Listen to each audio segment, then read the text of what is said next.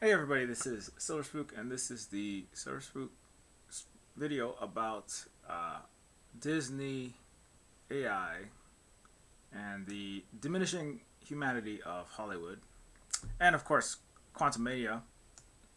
And let's talk about Disney AI and the quantum choice between infinite machine-generated schlock and mass unemployed humans unable to consume it, or actually good art and storytelling with humanity in control of our labor and values. So obviously, I'm going to talk about AI and work and socio-political, economic, civilization scale stuff also. But also, this is about Quantumania, which Holly and I did watch recently. And what do we say about Ant-Man? It's a small movie about small people, microscopic, nanoscopic. In fact, quantum level people, one might say. Smaller than an atom. That's how small they are. Um, uh, and so you know it's a Marvel movie is what we can definitely say. It is definitely a Marvel movie. It exists. Or does it? Is it Schrodinger's movie? Does it exist? Or was it just a computer generated figment of your imagination? Um, 1 second here. So yeah, so in case you don't, you probably heard of it. It is just launched to streaming. Ant-Man Quantumania is now, you can now watch it not in theaters. Um, and yeah, so that's gonna it's like if you just watch it, it's watchable. It's You're not gonna absolutely fall asleep or hate it. I think. Michael Douglas is in it. It's got Paul Rudd doing his stand-up comedy that he usually does. He's got his just Judd Apatow era stuff. Uh, Michelle Pfeiffer is in it as Jordan Peele and Key would say. And I don't know all the actors in it. And one of them is in big trouble now and might not be playing the character that he was playing in this movie, and which is it is what it is. Um, it's definitely like different from the. We'll start off with the light stuff maybe. It's definitely different from the original Ant Man's. I actually missed the Ant Man and Wasp. Didn't see that one, but the original Ant Man.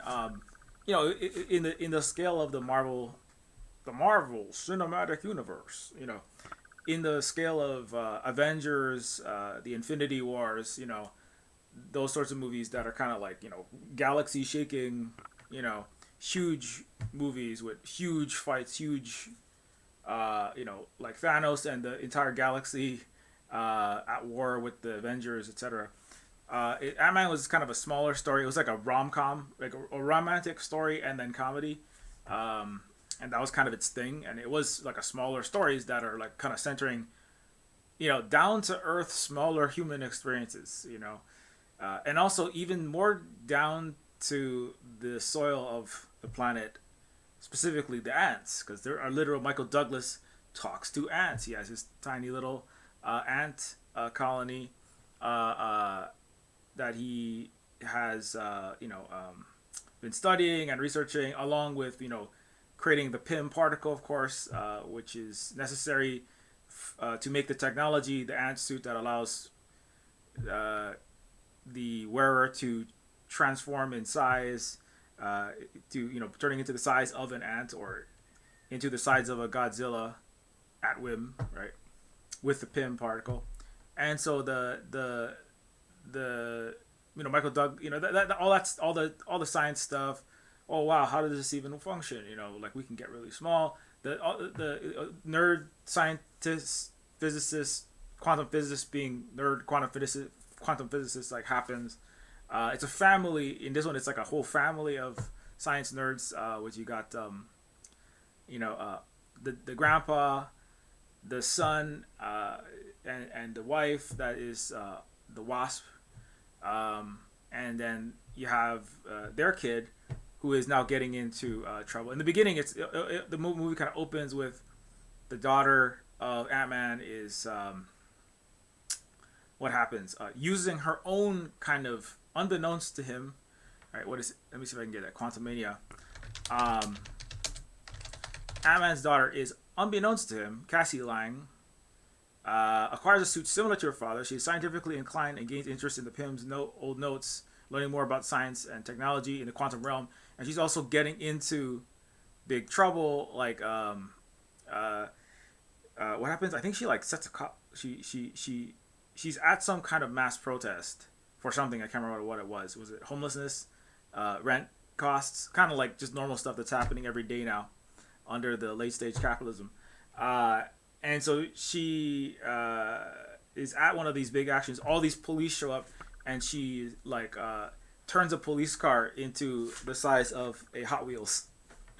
And the cops are like arresting her and like, where is it? We know you have it. And she gives them back their cop car.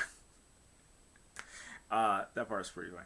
There's like little jokes like that are all over the movie. You know, if you want little clips and little visual gags like that, you know, it's got those. You know, it's a comic book movie, so you know, and it's AntMan. It's like, so that's kind of the tone of it. It's very kind of silly, which is like fine, but it's also kind of like extra silly, a lot of it, and it's not. And it's doing like a lot of things all over the place, and doesn't really ever solidify. You know, it kind of feels a bit like Age of Ultron in a sense that I'll come back to, because I don't want to get too far off my topic. So anyway, so the daughter of Ant-Man is getting in trouble, but she's like trying to do something. She's trying to help people. You know, she's trying to, you know, fight the man. You know, like actually, like Ant-Man has a lot of like kind of crossover, I feel, with like Dr. Seuss stuff, or like even like, you know, like not necessarily the B movie, but kind of in a certain sense, because the B movie is about standing up for the little guy. You know, it's a very like New York standing up. It's a very Bernie. I almost said Berner Sanders. Burning Man Sanders. No, it's a very Bernie Sandersy, New Yorky. We gotta stand up for the little guy. You know, sort of movie. I mean, the B movie is like literally like there's a court case very similar to the Ralph Nader versus giant corporations suits of the mid 20th century. Right, where it was like we have to stand up for the masses' consumer safety, and we have to stand up for the people's you know, rights against big tobacco and corporations and the billionaires. You know, you know, that's kind of like there's like a backdrop of that. Obviously, Ant-Man was written in the 70s as well. This is a 70s sci-fi. You know, also Harlan Ellison, just a cyberpunk sci-fi nerd aside. Harlan Ellison wrote some of the Marvel comics upon which this is based. I just found that out when I was researching this. And so Jentora, who we'll come back to, that's the best part of this entire movie, is the daughter of Jarella, who is a princess of the Kai people, who Harlan Ellison actually created. So anyway, that's just a random cyberpunk tie-in, because I make cyberpunk video games. By the way, Neofeud is on sale. Secretly the greatest and also funniest cyberpunk game ever created. This is a quote by somebody who recently played that game. So I gotta throw that in there because that's what I'm supposed to be doing. I'm not actually a YouTube video essayist, in fact. What's up, Victor? Anyways, so back to this though. Back to Ant-Man. With that quick aside, the Ant-Man's daughter is getting into trouble, and the kind of one of the main thrusts. It's a father-daughter story. It's like a lot of Ant-Man, and like as a microcosm of Hollywood and Disney, and I would say the Western capitalist world generally, but you know, let's not go there quite yet. I think that the movie feels very regurgitatey, you know, like I almost feel, not quite, but it almost feel like an AI could have been fed in like 1,000 Hollywood scripts and cinematic gigabytes and, you know, or terabytes, and just pump this out. Almost, you know, there's a little bit of humanity to it.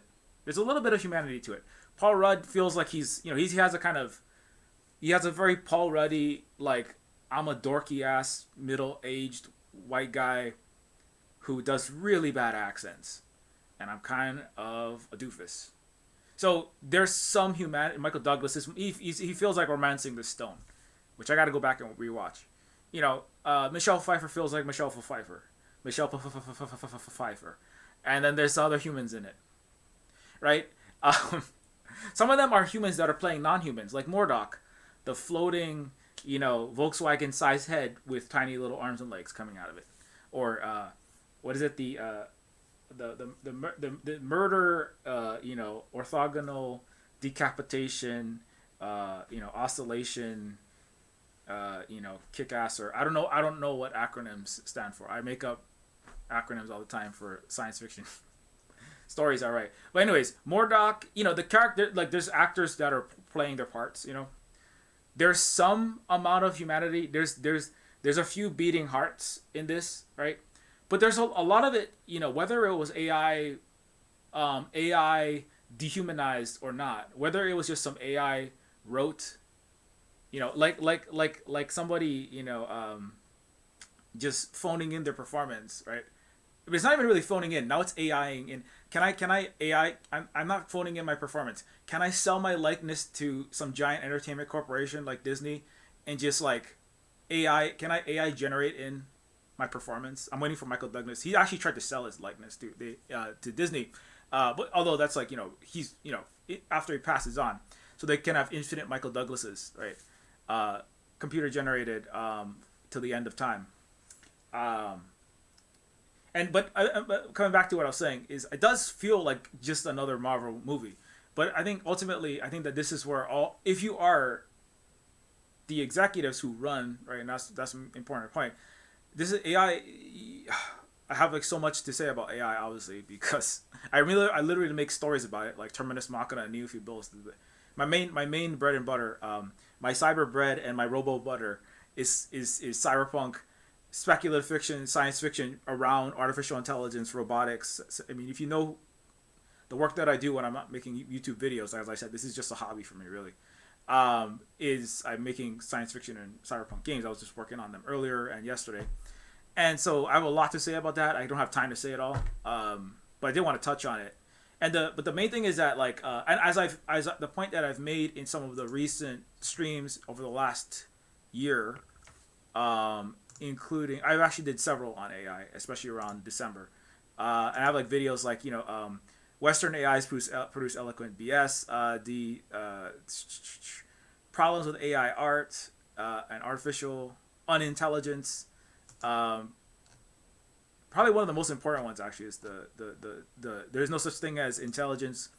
There is no artificial intelligence without indigenous intelligence. I was just watching the United States Congress open and close its mouth about AI this past week with Sam Altman, CEO of whatever, the director of OpenAI, was speaking about that, and he actually and the Mr. Blumenthal, not Max, the U.S. Congressperson was talking about AI and was saying that garbage in, garbage out. But the reality is that if you do put, it is true that if you put garbage in, then it's garbage out, and that's why I made this video, which is that but it's also the way that you organize the AI, right? Under giant, faceless, horrific corporations that care about nothing but profit. They don't care about whether the content's good, right? There's nothing that says that the products of there's nothing that says that the products of the I'm in the wrong place here. There's nothing that says that the products of corporations have to be good, right? Like tobacco, coming back to Ralph Nader and 20th century B-movie and a long lineage of crypto socialist, arthropod and insectile society based stories like the B-movie and AntMan and the Who's of Whoville. There's a lot of Dr. Seuss stuff that's like kind of crypto socialist, when being a leftist could get you thrown in prison under the McCarthy era for being some kind of enemy of capitalism, or being a communist of the Soviet Union, a spy. So there's a lot of stuff that was kind of encrypted in that sense to get people to consume it. I've lost the video I'm trying to get. Anyway, so this is the video. It's called Artificial Intelligence Requires Indigenous Intelligence, and it doesn't have any. Here, yeah. So artificial intelligence requires indigenous intelligence is the argument that I make here for the reason that you cannot win an AI, it requires decolonized intelligence, right? You cannot win an AI arms race when you operate under Western barbaristic arms race paradigms, and also capitalistic paradigms, right? Which is that the way that the AI is controlled, what you're feeding into the AI, right, which is garbage, because Western history is vastly incorrect. If you feed in racist, prejudice against non-white people, police arrest records and police what houses and what kind of people get investigated, right? That creates a garbage police that just increases, right, and just even more AI that sends the SWAT teams to target more black people, more poor area codes, more indigenous people, because that's the history and the data that you're feeding in. Whether that's policing, whether that's who gets a job, whether that's if you feed Western media, all it is garbage. It's just full of lies and propaganda. So the AI is just going to pump out more lies and propaganda. American history books, right? Never mind Ron DeSantis. American history books are full of lies. That's why I got to educate people on Hawaii all day, every day. And most indigenous people spend the entirety of their life trying to tell Americans that, hey, guess what? Everything is based on settler colonialism, genocide, and capitalism is the worst system ever. And you're dying in it. And because Western American history books and all content, not just history books, the news media, the entire K-12 education is full of, but there's a lot of stuff that is true, but it's mixed in with so much lies, especially where it matters, like politics, economics, history, sociology, all that kind of stuff, right? Other than like 2 + 2 = 4, everything is tainted. It's all garbage information in the minds and in the print and in the internet, in which people are echo chambering quadrillions of times a day, with every word they say and everything they think, and then they spread to each other, repeating this misinformation. So it's all garbage in. So to rebut Senator or Representative Blumenthal, doesn't matter. They're all just paid puppets of the planetary billionaire oligarchy. So to rebut Senator Blumenthal, all of U.S. artificial intelligence is garbage because all of Western history and present information and narratives is garbage. So if you put New York Times articles into the AI, which they do, you're going to get garbage out. If you put, and he says, it's literally like in that Senate hearing. I want to go off a little bit on AI, but just give me a second. I'll come back. In that Senate hearing, they literally open with what, AI has good uses, like helping the United States lead the world. That's actually a terrible use, because the United States is the #1 imperialist country with 800 bases across its planet, is the defender of global capitalism that is destroying the ecology and all the humans in it. Speaking of humanity and AntMan. It is an anti-ant. If the ants are socialist, right, in AntMan, like Michael Douglas is like, I know socialism is a charged topic, but these ants, they really got something going here. So the United States is an anti-ant entity. And so if AI benefits the United States, that's actually the worst thing that could possibly happen. So we should get rid of AI for that. But then he also says but from the United States Congress perspective, the worst thing that could happen, AI could be used by nefarious entities like our enemies, right? And a Russian could use AI to generate stories that make people believe that Ukraine should surrender and there should be peace. Right? So do you see what happened there? It literally, the United States Congress confirms my point, which is that AI, right, the worst thing that could happen is that AI gets used to spread information that's true and important, like there should be peace in the Eurasian continent, period. Right? Because if the United States and its pro-Iraq war propaganda, all of the WMDs, all of the Afghanistan war propaganda, all the anti-Muslim propaganda that led to the infinite wars that have killed 4 to 5 million people, displaced up to 60 million people, especially Muslim and Asian people, over the last 20 years, not even the last 60 years, 80 years. Then AI, right? If AI could, if the worst thing under the U.S. position is that could be prevented by AI, right? Then absolutely, right? You see where if that's the kind of information you feed into the artificial intelligence, which is, right, world peace is bad, infinite war is good, capitalism is the best thing since sliced bread, then the AI is going to put out garbage. So that's why I said, and it requires decolonized indigenous intelligence. Indigenous people are fundamentally, it's communist, socialist, what the West would call those things, right? Or based on the valuation of humanity and actual egalitarian systems, and also environmentally sustainable systems, including our native Hawaiian systems. And so that's why indigenous people should just run all the artificial intelligence, if you really, but that's not really what the United States is going to do. So but I just want to put that out there. So I have a whole video about that specifically, though, and why artificial intelligence is not capable of the West is not capable of producing artificial intelligence, because there's no intelligence in the West. Period. You can produce artificial stupidity and artificial unintelligence, like more warmongering, right? Artificial capitalism benefit, and I don't just mean by expropriating all the labor value of the writers that are on strike and of the artists, right? And stable diffusion, taking all of the painters' work, scrubbing the credit, and then giving some rich crypto bro a new company to steal other people's art from and make money, like NFT. It's NFT 2.0. The stable, that's what it really is just AI is just NFT 2.0, which is like weak but bigger, right? We can take people's work, like artists, writers, creators, actual humans, badly mangle it give them 7 fingers and 75 teeth, right? And then sell it as some rich, talentless white guy who got a Harvard MBA, so he can make a ton of money being a fail son of a dying empire.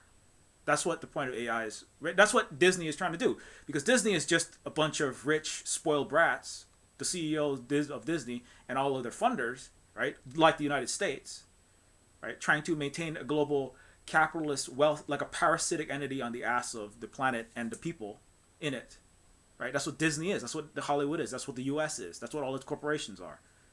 A bunch of capitalist parasites trying to steal other people's labor. And so the AI is just a high-speed, algorithmic, but not even a very advanced algorithm. That's the reality. As an AI, I actually develop AI myself for my own games and in other contexts. I can tell you, AI is just a box, like a black box. AI is a mystifying concept to gaslight people and distract them while all your that's not really it's not HAL, and it's not Skynet, and it's not Megan M3GAN, and it's not anything like that. It's just a very cool database and pattern matching system that just takes it just basically it's a Mad Lib machine that takes what you said or what you've drawn and then makes something kind of like it but slightly different, right? Which is what Hollywood has been putting out: schlock, garbage, not stuff that's not very good. And so it's kind of like, and I feel like the West is just preparing people to accept infinite regurgitated, less good movies, films, stories, games, journalism, and everything generally, so that a handful of rich, terrible people can make money while everything dies around and everyone loses their job, right? For the next 7 years, that's their goal, really. And then also maybe they'll make infinite war, and so everything will be blowing up. So people will be too busy getting blown up to figure out how to deal with this problem. Anyway, I'm like way off of my AntMan topic. Let me come back. But I did want to get that one out of the way because I have been thinking about that a lot. Anyway, back to AntMan though. So the diminishing of humanity, obviously there's multiple meanings of that term. So the diminishing of humanity means both the obviously AntMan shrinks to a tiny size, and then also as I was just going off at length about the quality of the movies itself is diminishing in its humanness, in the human touch.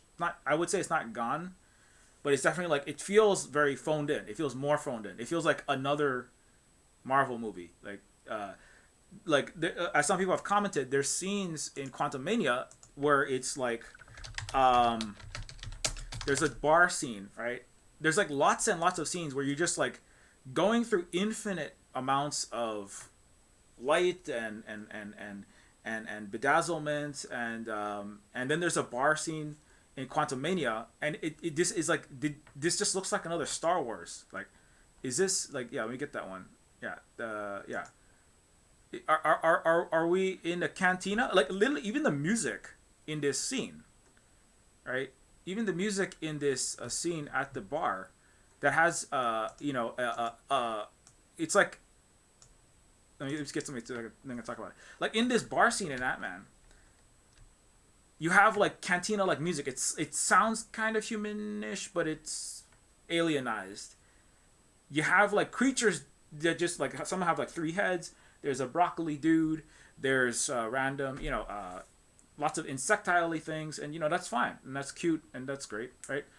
But it's like these could be like just some rando Star Wars characters. Like it's like, did you just lift episode 4? Did you take some Mando set pieces and CG Jar Jar Binksies and just throw them together, or what the what, like, it just kind of like, okay, it's like Star Wars except in a galaxy far, far away. It's like inside of one of your mucus molecules, because it's like, this is the super ultra small realm. It's just like quantum Star Wars, but it just feels like, and then there's just like there's lots and lots of these characters that just show up and they just go away. Like Bill Murray just randomly shows up, Bill Murray just shows up for like 5 minutes and he's like, hello, I am Bill Murray. Do you like my likeness? I would like, as Bill Murray said, and I quote Bill Murray verbatim from his also phoned in cameo performance in from his also phoned in cameo performance in Zombieland. And the end of the, actually it's interesting. At the end of the movie Zombieland, this is a little bit tangent. Bill Murray's in that movie, right? And he plays himself in his giant mansion with his palatial 65-room, 3 IMAX theater, indoor, multiple racquetball court, huge estate, right? In California. They go to Bill Murray's house. They meet Bill Murray in a zombie apocalypse. Right? Ryan Gosling, or one of the Ryans. I don't know. I can't tell these people apart. Ryan Seacrest. Ryan, what is his name? Ryan Vancouver. Ryan Vancouver? What, what his name is? I don't know. Ryan Raymonds. Something like that. Reynolds. Anyways. So, Bill Murray, Ryan Reynolds. Is it Ryan Reynolds? Oh, it's Woody Harrelson. I'm sorry. Adventureland, Zombieland. I get all these mid-noughties, mumblecore movies mixed up. So you got Jesse Eisenberg, and then you have Woody Harrelson meet Bill Murray in his house, right? And Bill Murray has a cameo. My point is that Bill Murray has a cameo. This is going to come back to the loss of humanity. I promise. Bill Murray has a cameo in that movie where he shows up for about 5 minutes, about the same length of time that he's in this movie. He is, as Holly correctly elucidated, Bill Murray is bored and deadpan funny for part of the movie, and that's acting. So, he shows up and he does his Bill Murray bullshit, right? So, I mean, as I said, there's a little humanity, because I do feel like that was Bill Murray doing a Bill Murray, right? It's not as good as Bill Murray has historically done, but he does a little bit. He gives you a little bit. He gives you about $5 million worth of Bill Murray, or whatever they paid him to show up, because I don't know, he has name pull for old white people. Anyways, so Bill Murray shows up in Zombieland, and he says a few lines. He does some comedy. He does a little Second City thing, right? He does, like Paul Rudd. He's a comedian, right? And he does a little comedianing. I forget what he does. He like dies dramatically, and then he's like, I'm actually not dead yet, and then he actually dies. And then they're like, wow, he's really funny, but also sad, right? And that part was, I did find that part funny, where Bill Murray is stabbed by a zombie or like bitten or gets shot, and then he pretends to die. Like, he does a little bit. There's a little bit, right? That's why I said the humanity is not fully diminished. But then at the end of Zombieland, there's an interview with him, right? And it's like after credit scene, and then somebody is asking him. I think it's or was it, maybe it was a pre. I think it was, no, I'm pretty sure it was. I think it was after the credits. But anyway, Bill Murray is asked by, he's in the actor's chair. They're doing that big I'm a great actor, I'm a great director, I don't like labels, I hate labels, in fact, I'm going to take a label and I'll put it on you, I'm label you as a labeler. He's like talking to, to having the actors interview. And then the person that's asking Bill Murray questions, right, the journalist is like, so tell me why you chose to do tell me, Bill Murray, why did you choose to be in Zombieland, right? Of all the project, why did you decide? And don't tell me it was a script. And then Bill Murray sits there, and he's like, "Drugs cost money." So basically, like, he's like, "Well, I showed up in Zombieland for 5 minutes because I made $1 million, because it's $1 million for me to appear in things. It's all in my contract, and I want to buy drugs, and I need money for this more multi-million-dollar estates, and I want to go to Paris, and then go see the Eiffel Tower or something. I don't know. I do whatever I want because I'm rich and I have money.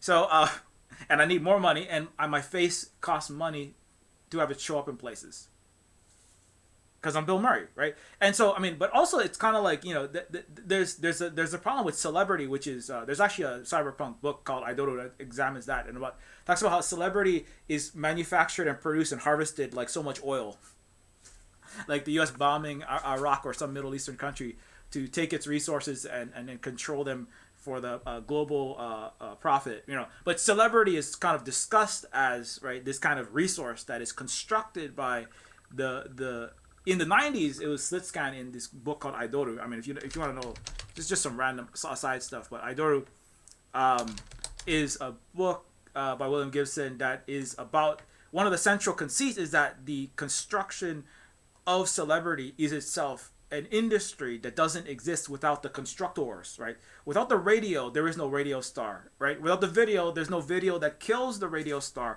But with the assistance of the television corporations, right? Like the Motion Pictures Association of America and the corporations like Disney, right? That produce the films, that project the films through their content distribution centers, their video stores, and their armies of lawyers that protect their IP, right? And so celebrity itself is a constructed resource that is pushed out, and it's also part of American imperial capitalist soft power, right? It's not just about selling movies; it's also about telling as I made a point about that previously.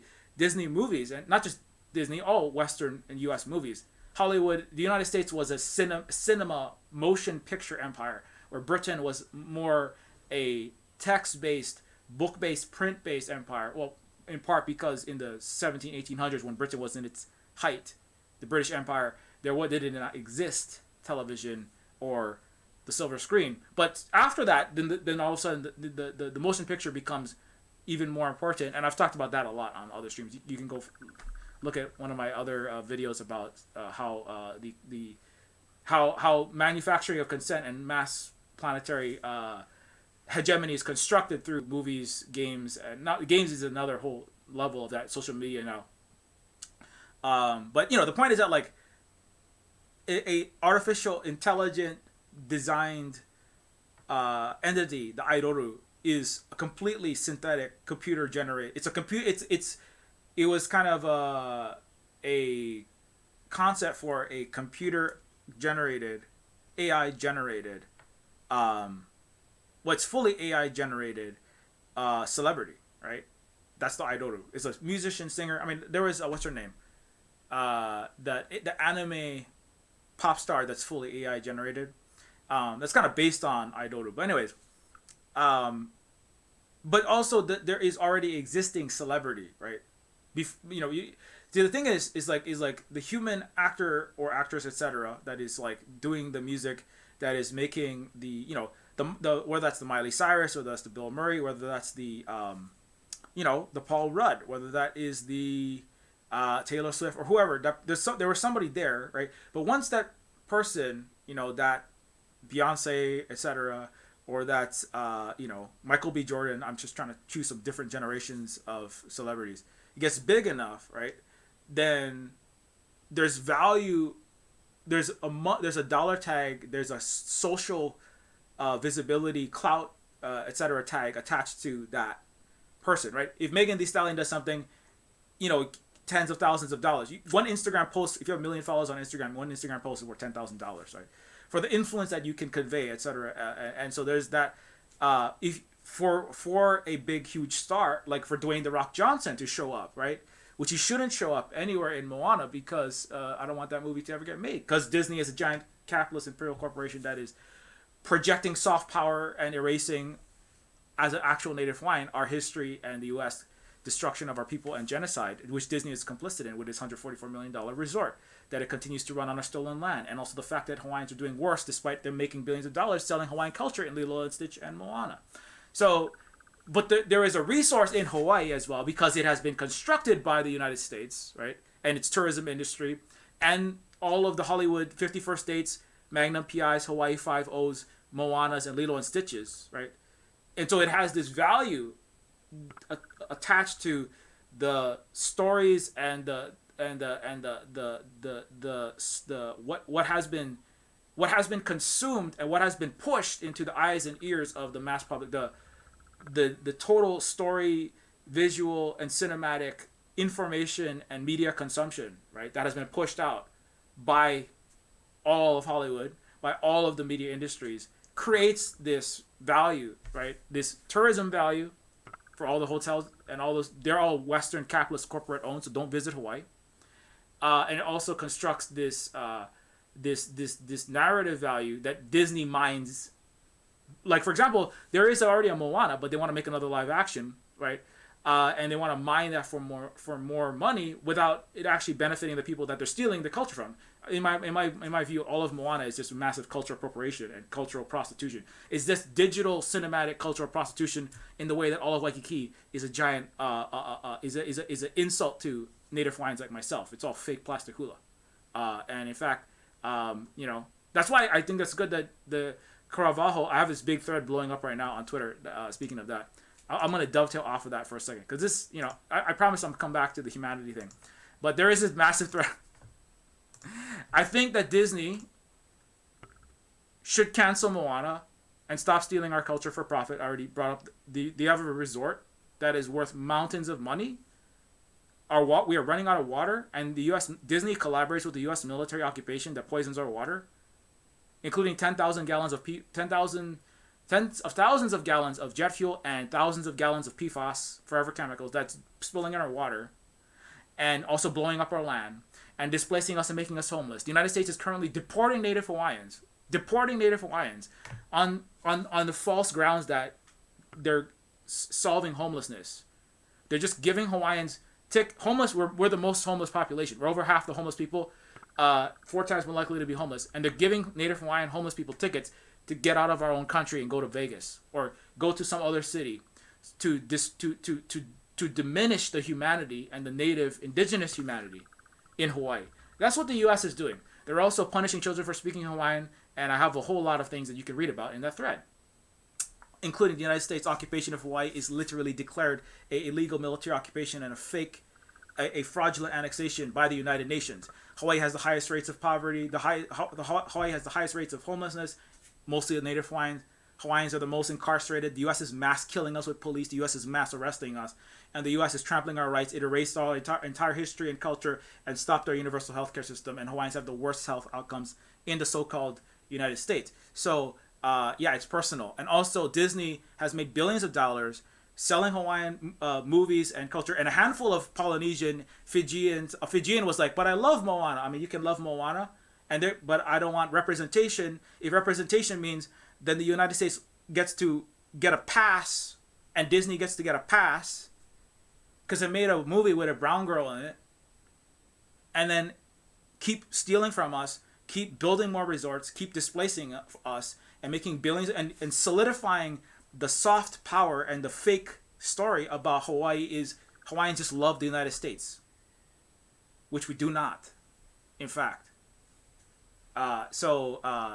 And a lot of Hawaiians are gaslit and brainwashed into believing that America loves them, which it absolutely does not. Or Disney loves them, which it does not. Because this is how much money we've seen, actually, that has materially, concretely benefited us from Disney. Disney does not give two shits about Native Hawaiians. Disney hates Native Hawaiians.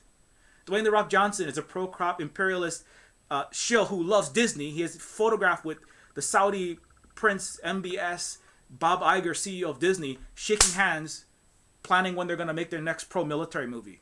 That's why Dwayne The Rock Johnson is a brown sellout of the racist capitalist U.S. empire, and fuck that guy. That's why he's not in Vin Diesel's movie.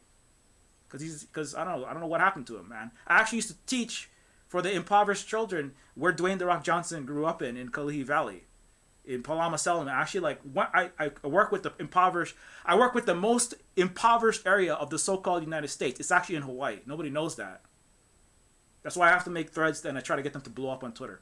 And that's why they have to ban TikTok, because China doesn't stop true information from coming through. Not that they regulate the algorithms outside of their own country, but the U.S. just can't handle it. And that's why Montana has banned TikTok. Anyway, that's a little aside for you. But you can read the rest of that thread, though. Well, this does directly come back to the point, which I am off of. But, the U.S. military occupation. So good on Ali Carvajal that's saying she won't play Moana in the upcoming Disney live action adaptation. Somebody asked Silverspook, you don't want any movies, you don't want any representation. Well, you know what? I would be okay with Taika Waititi, right? Who made Boy, which is actually well, just to give you some better things, right? Taika Waititi made a film called Boy. I talked about it last year, but I haven't talked about it in a bit. Earlier in 2010, which is actually about the indigenous Pacific Islander. He's Maori, right? From Aotearoa, New Zealand. But Boy is a movie, and I have a video just about Boy as well, which is actually about the Hawaiian experience. And it's about the Maori experience, but it's about the Austronesian Pacific Islander indigenous experience under colonization, which is what we're under, That doesn't come up at all in Moana or Lilo and Stitch, Which is like the dad of a young Pacific Island boy totally doesn't understand who he is because him and his grandpa have been sent off into 25 different American wars. That is the Hawaiian experience, is to be thrown into the meat grinder for the U.S. empire and then have your culture ground up into a fine mist and then sold back to you while you live in a fucking ghetto. Lilo and Stitch doesn't even come close to telling the story of what it is to be a Hawaiian. Moana is a joke, actually. It's a joke. I mean, it's not that it's not that it's nothing to do with the Pacific culture, but it's like that's not the story that we need right now. And also, it's amalgamation of all these other things that comes together, and it's being made by a giant corporation that is actively destroying us. Whereas Boy is an actual story of our actual experience, which is watching lots of Michael Jackson and watching Western Hollywood, watching the U.S. soft power imperial projections. That's actually a lot of the movies. Like, yeah, the dad watched Thriller. The dad watched samurai movies coming out of Japan, an imperial collaborator with the United States in the Pacific. By the way, trying to make proxy war on China as we speak, rehabilitating the 20+ million fascist imperial Japan murderers with the United States. The U.S. and Japan are just they're the one two. U.S. vassal is the vassal leader of the Japanese attack dog in the Asia Pacific. If you want to be real, that's what this is. And so Taika Waititi is like, I watched all these samurai movies. I watched Michael Jackson. I watched these comic book movies, and the characters are like that's the actual experience. It's being a Native Hawaiian is about being filled to the brim with Donald Duck, Mickey Mouse, Marvel bullshit, Captain America, G.I. Joe, and then not knowing who the fuck you are, and then being thrown off into some war to go die. And then you come back all shell-shocked, living in a ghetto, drink yourself to death, or go to prison forever. That's the Hawaiian experience. Taika's dad went to prison. Taika's dad spent a lot of his life in prison, and then he came out, and then he got lost and did a bunch of criminal activity, and then basically burned out and fell apart. That's a lot of the indigenous experience. Do you get that from Moana? Do you get that from Lilo and Stitch? No, you just get a bunch of fucking easy to consume Americanized white people capitalist bullshit that makes them feel good about themselves. So anyway, so that's why if Taika Waititi and maybe some other the people who worked on Reservation Dogs, Indigenous Turtle Island people, with Taika co-producing, if they worked on a movie about Hawaii or they worked on something with the Hawaiian legends, then involving Hawaiian mythology, Hawaiian historical, or Hawaiian present, then that might be something that I want. That may okay. Maybe that will be something that might be something worth investigating. But I don't Disney. I'd rather Disney just stop existing. To be honest, They should just abolish Disney. If people are like abolish the police, abolish. You should just abolish Hollywood. Period. U.S. As I said, U.S. should never make another movie ever again for the next 2 centuries. Because everything it puts out is pro itself, which is the death of Native people like myself and the world. Because the U.S. is a capitalist. It is the capitalist country. The rest of the world will be like, maybe we don't want to be governing everything by what gives the tiny minority of the wealthiest people more wealth while everyone is starving and the planet is dying. And the United States is the capitalist country, period. So it should never make anything. If it never makes anything again, that would be amazing, actually. So that's what I really think. Anyways, back to AntMan though. It's hard for me to talk about the Hawaii stuff and those kind of things without getting very much into it, because the U.S. beat the Hawaiian out of my mother. That's why she doesn't speak Hawaiian. So anyway, Disney, AI, and the diminishing humanity of Hollywood. But back to that. So if altogether, right, already there was a diminishing of the humanity by Hollywood just putting out more and more and more. I mean, the film industry, right, just putting out movies to make as much money as possible, but basically kind of copying previously existing scripts, visuals, cinema. The way that the companies, which are increasingly tech companies, Silicon Valley and LA and DC have all kind of merged, right? In the beginning, there was this kind of standoff between the West half of the imperial machine, the Silicon Valley versus the DC side. There was this kind of like when Facebook was kind of coming under fire from the older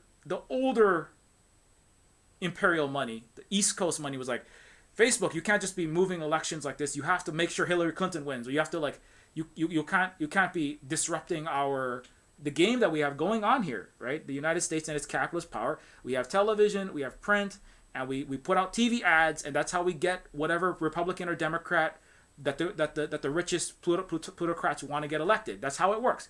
We put out TV ads, we send people these emails, and then we get whatever congressperson we want. And the Trumps, and then even like the AOCs, and these kind of like, not to say that Trump is like such the best thing ever, and he's not a good person, right? But it's like the fact that it's kind of funny because Trump, the legacy media, CNN and MSNBC and everyone else, all made him president by choosing to cover him. But there was definitely a lot of blame cast at tech companies in the mid 2010s, like the Russian trolls are coming. But it's not the Russian trolls. It's just that the Silicon Valley was the big tech companies, the Mark Zuckerbergs and the huge the FANG, FAANG, right? Facebook, Alphabet, the Apple, etc. Those huge tech companies were kind of at some. They were never really at odds with the East Coast. That's all theatrics. That's the real movie. The real movie everybody's watching is the United States Senate and congressional hearings. The real movie where you need the real paid actors, right? It's not Bill Murray, and it's not Paul Rudd, and it's not Michael Douglas. The real paid actors are U.S. congressmen and Senate members and the Supreme Court, right? Who pretend like there's a democracy there when they're reading off a script. But they have to just read it convincingly, right? It's like artificial intelligence is a interesting new field that can cure cancer and solve peace and end homelessness and strife. But also there are difficulties. And so we should have public and private partnerships. And we, the U.S. government, are going to strongly regulate and make sure that the American citizens are benefited above the owners of these corporations, right? And that's all. They have to be good at lying, because that's absolutely a lie. Because everything the U.S. government does is bought and paid for by the billionaires and the corporations that own them. So the fact that they even say that sentence, that's acting. That's real acting. It's not Bill Murray. It's not Paul Rudd, going, I'm a dorky dude and I can smile funny. It's not Michelle Pfeiffer, being very serious, a scientist lady and having a dark secret. I mean, she does that, but that's not the real acting. Real acting is what the U.S. president, Congress, and Supreme Court do. Like it's when Clarence Thomas goes, "Oh yes, I'm a very just justice, and I'm from the very established, very prestigious United States Supreme Court, the ultimate arbiter of truth and morality. Ah yes, and also I'm being paid millions of dollars by a literal Nazi billionaire to push the most racist, genocidal policies."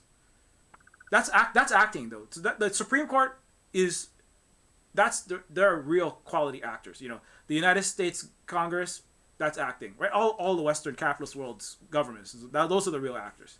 Those are real actors. You know, when the Senate, when Elizabeth Warren is out there like, we are gonna punish those big banks and we're gonna take to task Jamie Dimon and the CEOs of those mega banks that tanked the global economy. You are gonna be brought to task. We're gonna tax them billionaires. When they say that, and then they just do whatever the fuck their masters say, that's the acting. That's Elizabeth Warren, quality actor. Bernie Sanders is a really good actor. Made everybody think that there was any hope for the United States. That was really interesting what he did. So that's the real acting. And then the movie actors are the half-rate actors that can kind of, you know, they can act a little bit, but you know, they that's not the real quality acting. Real quality acting is people who have the real power in a lot of power in the U.S. government, and have to pretend like there's a democracy there. If you see, like, if AntMan or Megan, the movie about artificial intelligence that I almost made a video on, or if what's the next one? You know, if the next Dwayne Johnson movie, if Moana comes out and it's not the best, the acting is lackluster, then, you know, Hollywood, you know, gets another $10 billion free dollars to make another shitty movie, and they actually lose money on a lot of their movies, but they don't care. Because, well, until now, but, you know, it's just like, well, we'll just make another movie because we have all the money in the world and everyone has to pay fucking $10 a month to get all of our subscription services. I mean, except there's a writer's strike. Before the writer's strike and the actor's strike, and, you know, now they might be in some hotter water. But, you know, it's like, if a movie doesn't make that much money, it's like, whatever. Like, I actually had a friend who worked in Hollywood, and he said, like, the way the Hollywood executives look at it is like, when they make a movie, it's like getting a piece of bread, they toast it. If they drop the toast on the ground, they just get another piece of toast, right? Netflix was routinely giving 200% funding of for prospective TV shows, just on the basis of reading a script. Like, oh yeah, here's 200% funding. They're just funding anything. I remember I was actually working on Neofeud, a TV show that might have been on Netflix, and it was like, oh yeah, they just the Hollywood people that I was talking to were just like, oh yeah, if you have a good, at least a reasonable script, they just throw money at anything. They'll like give you even more money than you need. And the reason why is because the United States the imperial colonial system is not about making money. It's really post-capitalist. It's about absorbing the entire planet's resources and using dollar hegemony and the military industrial complex threat and the soft power of the United States, which is the brainwashing that maintains the other two systems, right? The media and the entertainment and the news media, etc., to brainwash this planet into believing that the United States is good while it's absolutely horrible, to suck all of its resources, force everyone to buy dollars, to have an infinite money printing machine. And so when you print money, and Hollywood is tiny compared to all the money that gets printed by the Central Bank of the United States, and then it just gets thrown at billionaires like Jamie Dimon, Lloyd Blankfein, Bill Gates, etc. They get they have the Cantillon effect where they get all the free money and they can spend it on all they want. And Bill Murray gets the second tier free money and he can buy some more cocaine, or crystal meth, or whatever he wants to buy, or another 5 mansions, or spend some money, trying to figure out what he's gonna do that actually is worth acting in, because it seems like he hasn't been in anything interesting. Maybe I'll just spend some money to give to a life coach that will tell me, hey, Bill Murray, just AIify your entire likeness so that you can make millions of dollars. You can make millions of dollars doing nothing with the talent that you used to have. Just Bill Murray, just do nothing and just sit around and let machines take all of the history of your filmography and then regurgitate we can have a Wes Anderson Lord of the Rings, and then you can have a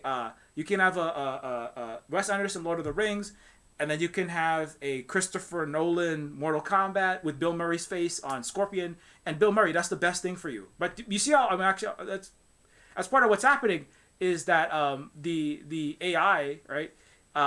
It's not really, this process has already been underway, but the AI is accelerating that process, and also the money that Hollywood has been getting, right? Hollywood itself is has not had to really produce anything. If it did produce something good, that's fine. But if it didn't, it doesn't really matter. You know, it's Hollywood. All of the entertainment corporations, Disney's and these production houses, have been choosing to phone in more and more and more because, and that's right. Why Netflix series keep getting canceled after 2 seasons? Why do all these great shows they keep just disappearing? Because it doesn't matter. It hasn't mattered whether the video, the TV show, the movie, the game, or whatever. Right? Why did Cyberpunk 2077 get 10 years? Billions of dollars were thrown into that game. Really, billions of free dollars were thrown into CD Projekt Red, and the CEO and the CFO became billionaires. And nothing was made for 10 years. They literally scrapped. They wrote a script. They had all these cyberpunk characters. They had Mantis arms. They had an entire world and story and visuals and art worked out. And then they scrapped it like 3 times. I remember reading about this. I'm like, what? You saying artists, thousands or hundreds of writers, artists, programmers, and game makers made 3 different games and you threw them out every time? Because the purpose in the especially the 20 teens, which was the end of the last capitalist empire, the planetary capitalist imperial empire that was post-capitalist, because infinite money could be printed under the dollar hegemony and given to whoever for free, for nothing, or for 0% interest rate. That's what it was. And then they could pretend to make a game like Cyberpunk 2077, or for Elon Musk, pretend to make rocket ships that don't explode, or pretend to make a Tesla that it misfires and 500,000 set their drivers on fire, right? And they're all getting recalled, right?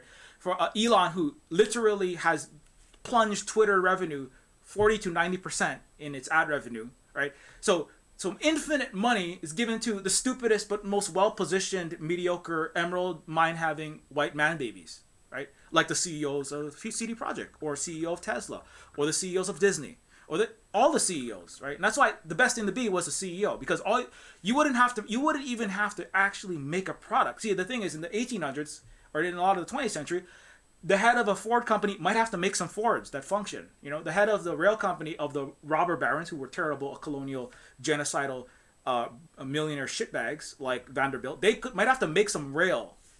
They might have to make some actual steel. If you're a steel baron, you have to make some steel. If you're even if you're just a random pizza shop franchise owner, you might have to make some Pizza Hut pizzas to sell, to make money. But in the 20 teens, especially, and in a lot of the 20th century, and it really forever at the highest level of empire, you don't have to make anything. You just steal everything. You don't make anything. And so for the last 10 years, especially under the post 0809 infinite free money, 0 interest rate policy, there's just free money is just being flooded out from it's $30+ trillion were printed. It's approximately what it is. More money has been printed in the last 2 years than all of the United States history. And that's just being thrown at the most well-positioned rich billionaires and people who have the Palace at Versailles connections in DC. And so what that means is that everyone is phoning it in, right? From the top all the way down. Not that CEOs did anything useful, but they might have to actually have their useful employees beneath them produce something of value. But after the 20 teens, that's irrelevant, right? You can have that's what a crypto company is. That's what NFTs are. It's just like there might that's what there's that whole pharmaceutical company that was made out of thin air, right? There's a whole movie with Amanda Seyfried in it, right? I have a product, kind of, sort of. Is it real? I don't know. Here's a TED talk about how we're gonna have bio limbs or whatever. We're gonna cure diabetes by having some kind of we're going to have a solar-powered crypto farm, pump out, cryptography that will power a farm of ants that produce an enzyme that alleviates diabetes. And all of that, every one of those 6 phases is bullshit, but it sounds good because that's all the West produces, eloquent BS, which is all the AI consumes and regurgitates, right? And that bullshit that you just said in your TED Talk or to your pitch to the funders, right, in the Shark Tank, gets money. But the funders don't give a shit. In the same way that the Netflix executives, they don't give a shit if the TV show would actually be good. All they care about is, we just have to keep moving the toast through because we're getting infinite free money, right? And so fake pharma companies, fake tech companies, exploding, blowing up NFT companies, CD Projekt Red, all of it, all the AAA game industry for a large extent. These are just pass-through corporate buyback mechanisms to move money from the imperial bank into their hands pretending to create products. Now, you might have to pretend to create a product, right? It's in the subprime mortgage era, you had to at least pretend to have a person you were loaning money to, because they literally made loans, subprime loans, to dead bodies, like people who were corpses who had a social security number.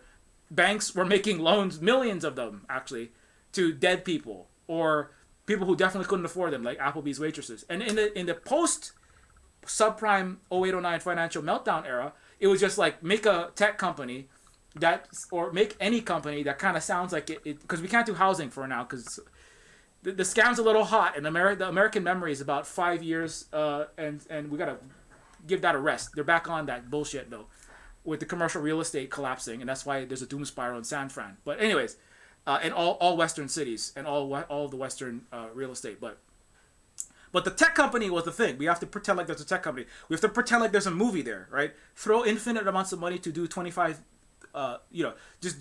put more specularity on Thanos' pecs. Just make the meteorite that he's throwing at Doctor Strange look even more meteorite-y. Put more laser blasts and light show. Take a Star Wars effect. We can afford all the IP now. So Disney gets all the infinite free money because they're very well positioned next to the U.S. empire, right? As one of the leading imperial, historically and presently, imperial military industrial complex and U.S. empire consent manufacturers in chief. So Disney gets infinite free money, buys up all of Star Wars, buys up all of the franchises, buys up all of the planet's IP, and then just says, well, just throw all of them together. Just throw it all in there because we own it all now. Because we got this free money to buy up all of the world's rights, and we have all the lawyers to give NDAs and sue the fuck out of anyone who tries to fuck with us. So we're Disney. We're the U.S. imperial the dying U.S. imperial soft hegemon, cinematic hegemon. So we do whatever the fuck we want, and then let's take everything, put it into an AI algorithm, and then churn out infinite garbage. Anyway, so all of that has meant that the humanity, both in the sense of like the actual actors that are going to be played by artificial intelligences. I mean, although the actors are striking, so Michael Douglas, maybe before you sell your face to a giant faceless corporation so I can wear you, and then make trillions of dollars, pumping out terribly, mad-libbed scripts of Infinity War with Michael Douglas's face on the actors. Maybe before you do that, Michael, you want to show up to the actor strike so that there's any hope for humanity, right? I thought the Avengers were about saving. I thought the Avengers were about saving humanity, but what the Avengers are doing is actually destroying humanity, because all we're gonna have is unemployed writers, rationing out cans of expired pork and beans as a handful of executives watch the same 5 movies, inserting their own face onto Captain America and Iron Man's body. You know what I'm saying? That's what AI is being used for, is a bunch of white guys, like the 50 richest white guys. Well, everything else, all the humans starve to death, are killed in fascist pro-U.S. sponsored wars, and all the dolphins and the whales and the rest of the animal and plant life decease as all the crypto mines and all of the massive digital carbon and real carbon spewed out by the servers that are churning out 50 rich white guys' faces being stuck onto Avengers' bodies. That's the future. Imagine Henry Kissinger, okay, Bill Murray, the CEO of Disney, Jamie Dimon, Bill Gates, and the last Koch brother sitting in a room, right, having a giant HAL 9000 put their faces on Frodo from Lord of the Rings, put their faces on Luke Skywalker, and they just jack off to themselves, right? That's what they've always been doing, is jerking off to themselves, because they're all narcissists. Jerking off to pictures of themselves while the rest of the earth dies. In the very dark room, like a cinema, where they're just sitting there watching themselves be cool dudes scoring with Princess Leia. And they add in these... And computer is generating scenes of Henry Kissinger having sex with Princess Leia. That's the future. And everything else dies. That's the US-led, Disney-led future. Is 6 Hollywood executives, right? The CEO of Sony, Disney, and all those 9 companies that are starving their writers, not paying the wages of actors, giving 17 cents to the voice actor for Zuko, right? And all of the executives sitting in a little room, all the teachers are unemployed, everyone is displaced and fighting each other for scraps, and then there's 9 or 10 rich guys sitting around jerking off to themselves. So that's the future. So anyways, or we can support the writers, or we can support the writers and the actors strike and claim humanity back. No,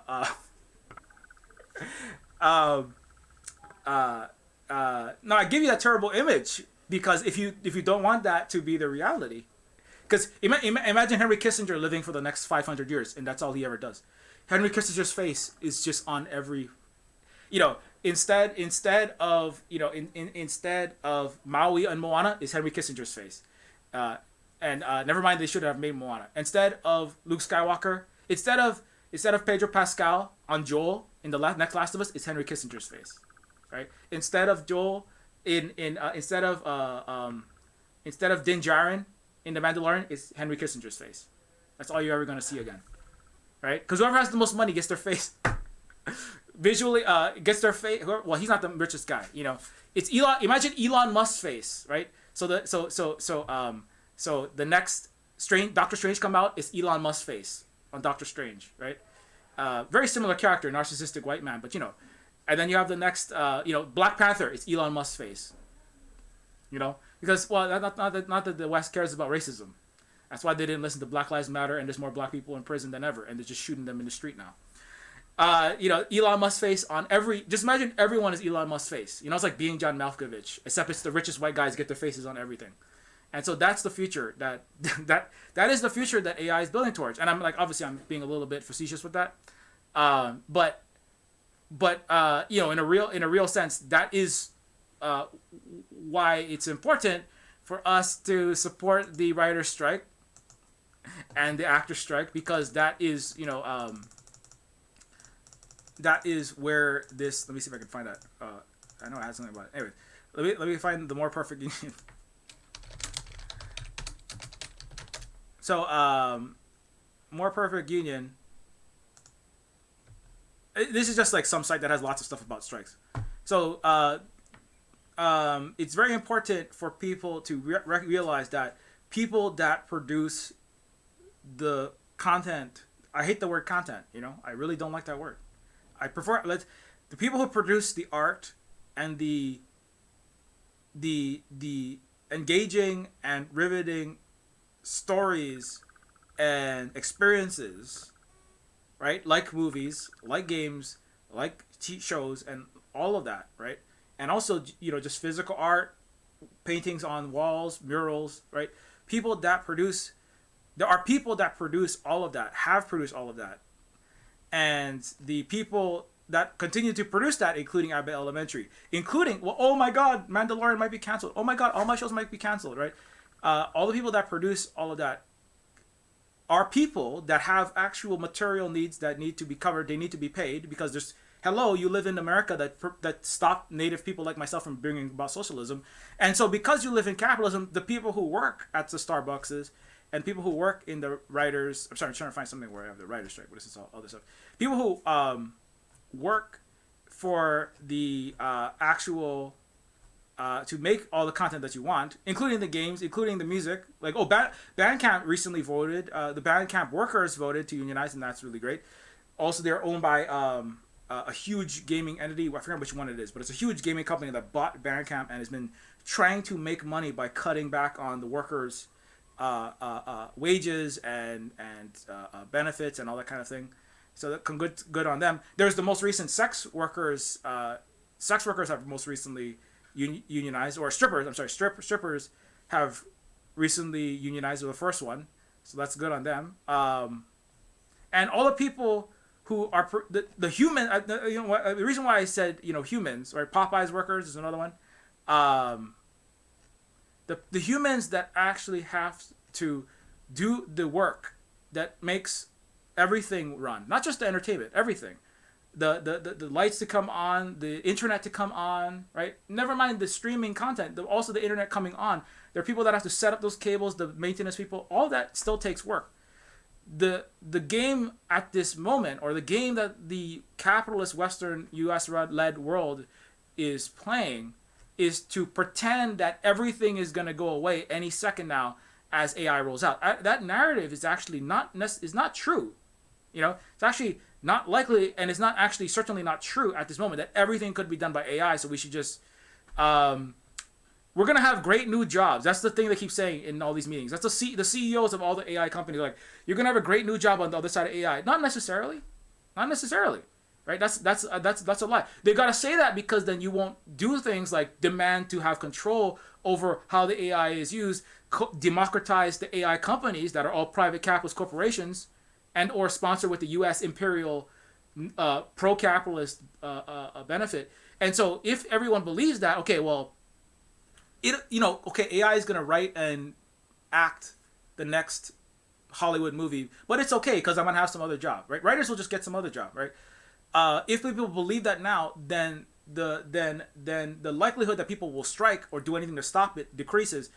And we've already seen some people have shown it up that I'm just going through this so you get a bunch of ideas of who is unionizing. There's child labor happening as we speak, right? I mean, and the U.S. is also trying to normalize that child labor is totally cool and normal, and kids should be working at 11 years old in a Chick-fil-A or in a jam factory or in a horrible, very dangerous meatpacking place, etc.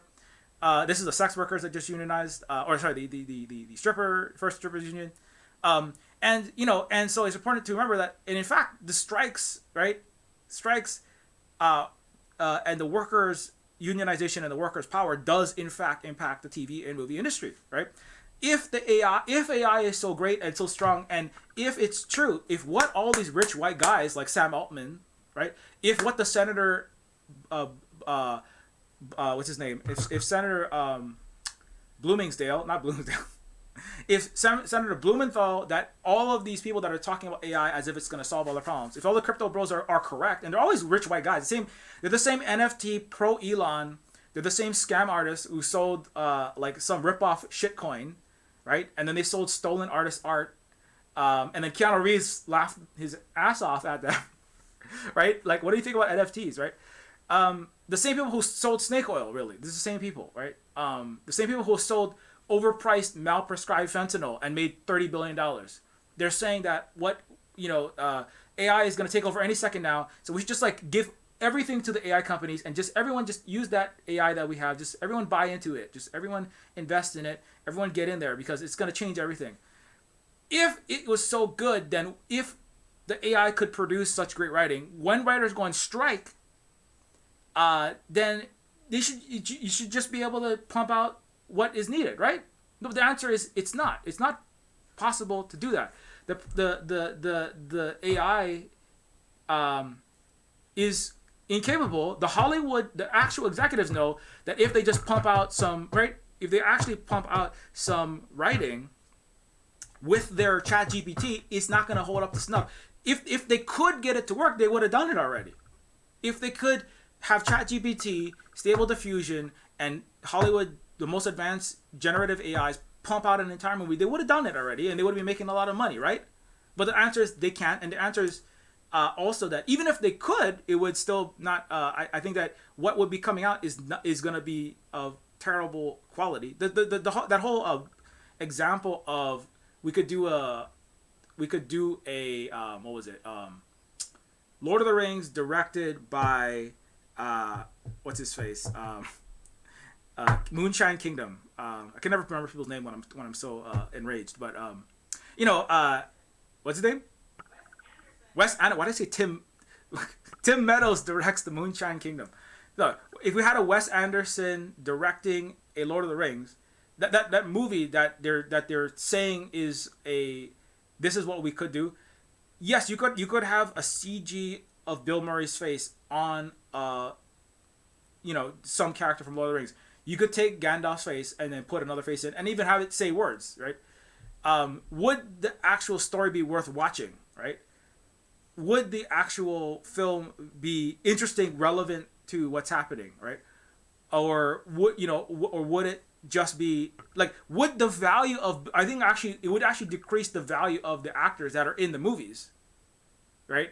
If you say, oh, every time Bill Murray's in something, it's just some phoned in nothing performance. This actually kind of happened, like, it wasn't even intentionally, but with Final Fantasy: The Spirits Within, it's not even because it was AI generated, but it was just that it felt too in the uncanny valley at that time when they produced this very realistic looking movie, Final Fantasy: The Spirits Within. It was actually produced in white, and it was so off-putting that it really stopped a lot of CG from happening. It lost tons of money.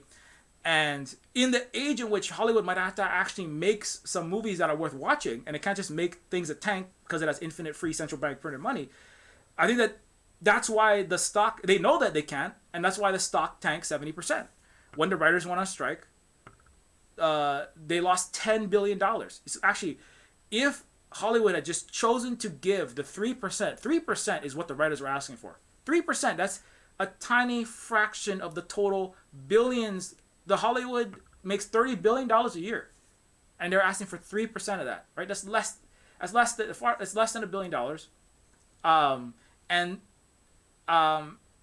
If Hollywood had given what the writers were asking for, it would have been far cheaper. It would have been like 10 times cheaper than the $10 billion that they lost when all the stocks tanked. And the reality is, I hope that all of the Hollywood corporation stocks tank and keep tanking.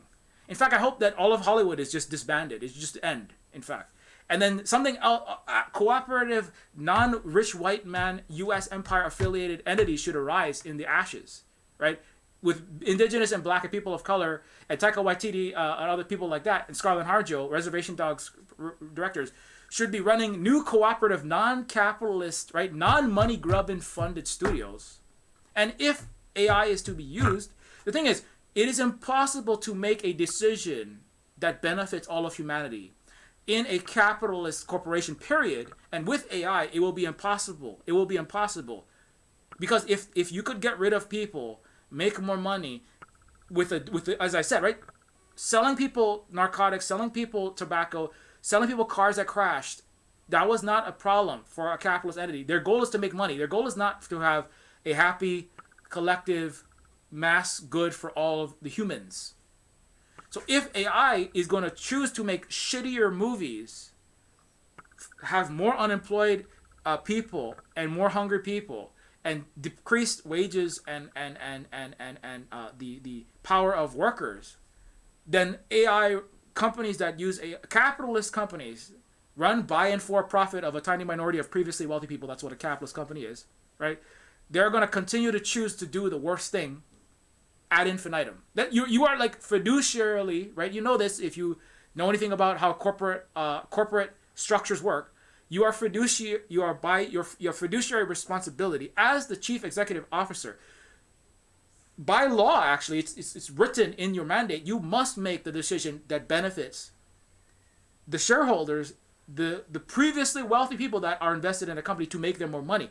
You literally, if there's a trolley problem and it says throw 10 people under a trolley and get them crushed, or make $1 billion for a capitalist corporation, you are like constitutionally required to kill those 10 people, actually. I mean, if you can get away with it, which they do routinely, if you know anything about capitalist corporations or the United States generally. And the 4 to 5 million people they've killed, making billions for war profiteers like Raytheon and the Northrop Grummans, etc. You literally always pull the trolley and kill all the humans. So it's an anti-human. So the only way for this is what people say, like, this is the time when we have to and we must have mass worker organization and strike, because after this point, the leverage, if AI does come to a point where people are lulled, if the masses of the planet Earth, and especially the West, I don't know what the rest of the world's they might make different decisions, but if the masses of the United States are pushed, and the Americans can be pushed into accepting a lot. People accepted the fact that, there wasn't a fire burning down Vancouver, there wasn't smoke in the skies of California and Vancouver every year, but now people just accept it. I get it's fire season when all of the forests burn and the planet is incinerated. Everyone accepts that now.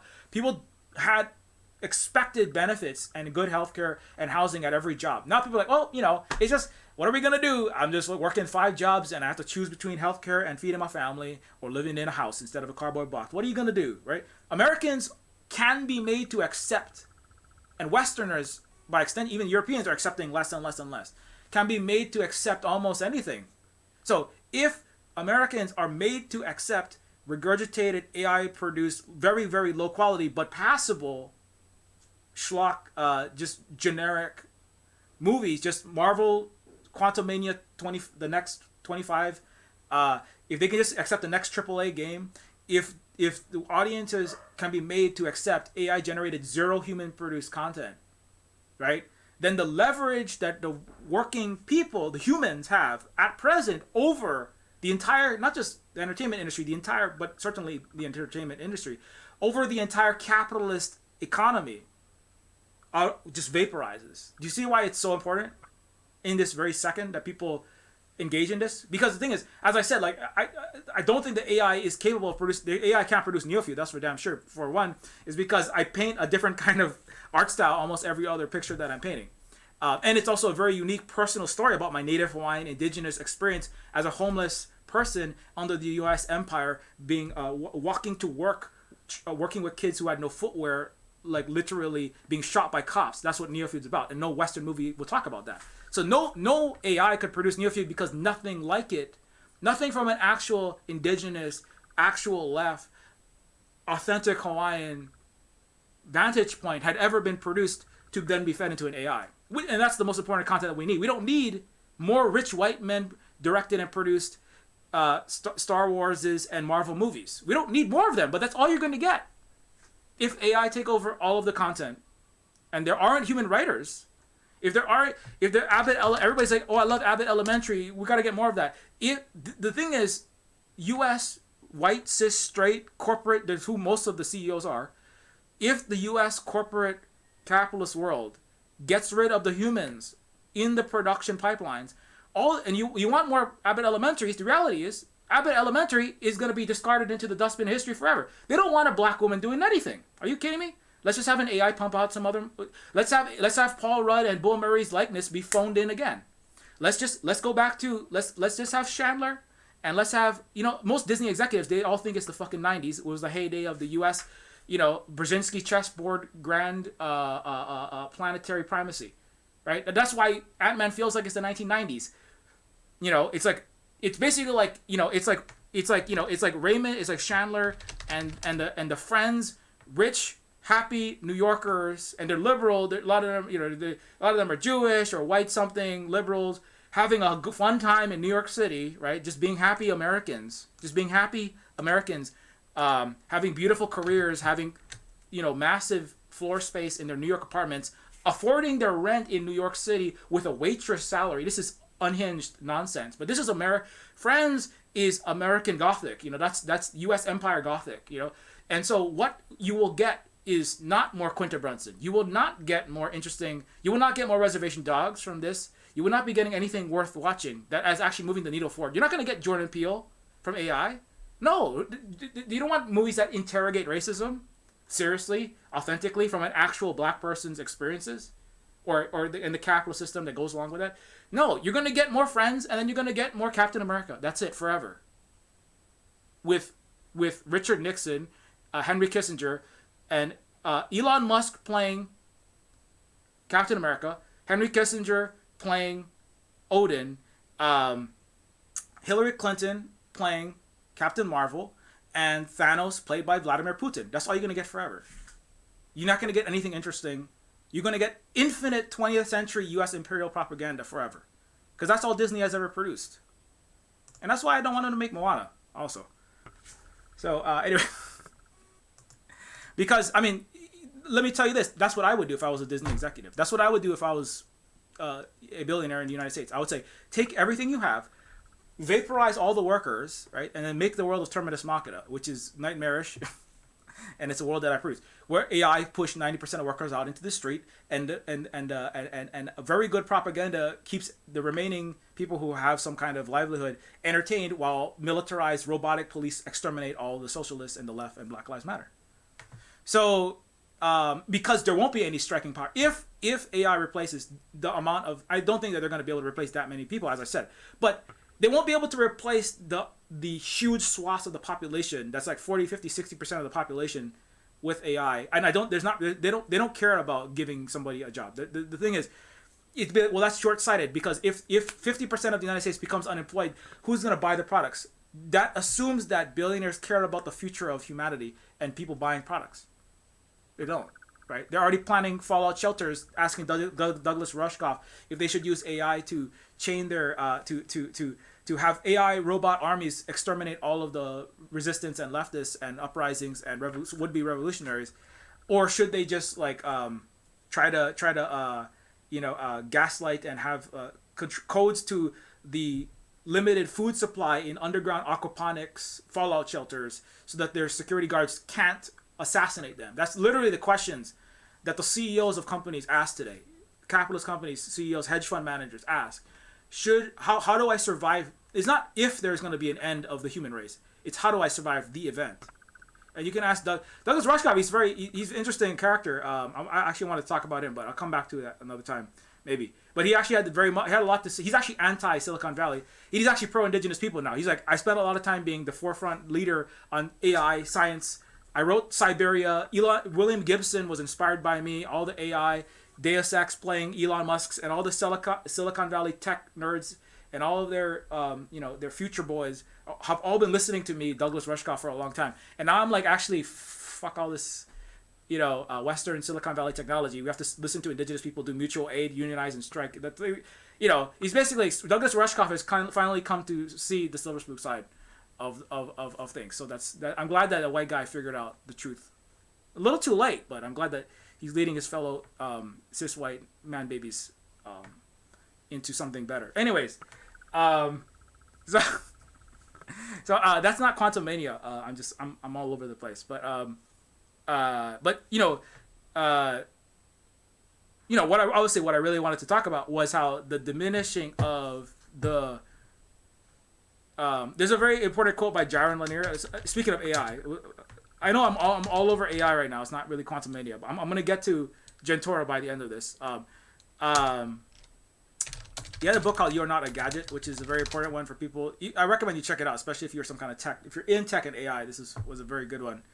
The technical and cultural problems that he pointed this out earlier on as well. He discusses the to predict revolutionary changes it would bring to our commerce and culture. He was one of the first to do that. With the web influencing every aspect of our lives, he offers a provocative critique of how digital design shapes society. And in this book, actually,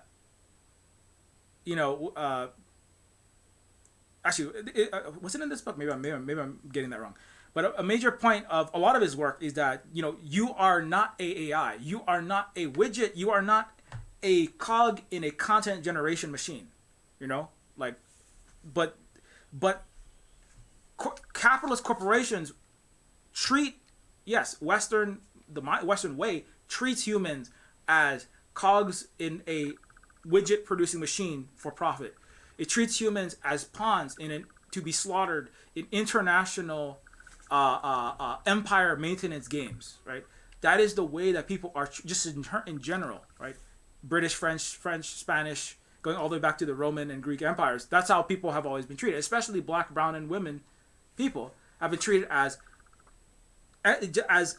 inhuman objects that are being used to produce what the handful of people that have personhood that are not gadgets, and those are who in Greece it was white aristocratic men like Mr. Aristotle, who said women were servants and Afro-Asiatic peoples, African and Asians, are slaves. Period. They were gadgets, and that is the way that people have been treated.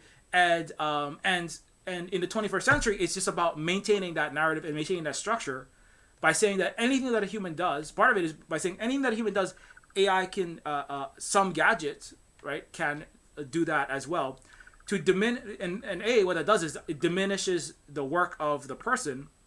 It overhypes the corporation that the capitalist cis white man is trying to get investment for, right? And the thing is, it doesn't matter, right? Remember, under Western imperialism, certainly under the modern phase, it doesn't matter if you produce any actual content. If an AI company, if IBM or if Hollywood, if some company, right, if IBM doesn't make any machines, if some Disney company doesn't make any movies, if a I don't know, whatever company it is doesn't make any more, if a Tesla replaces everyone with AI, it doesn't make any more Teslas.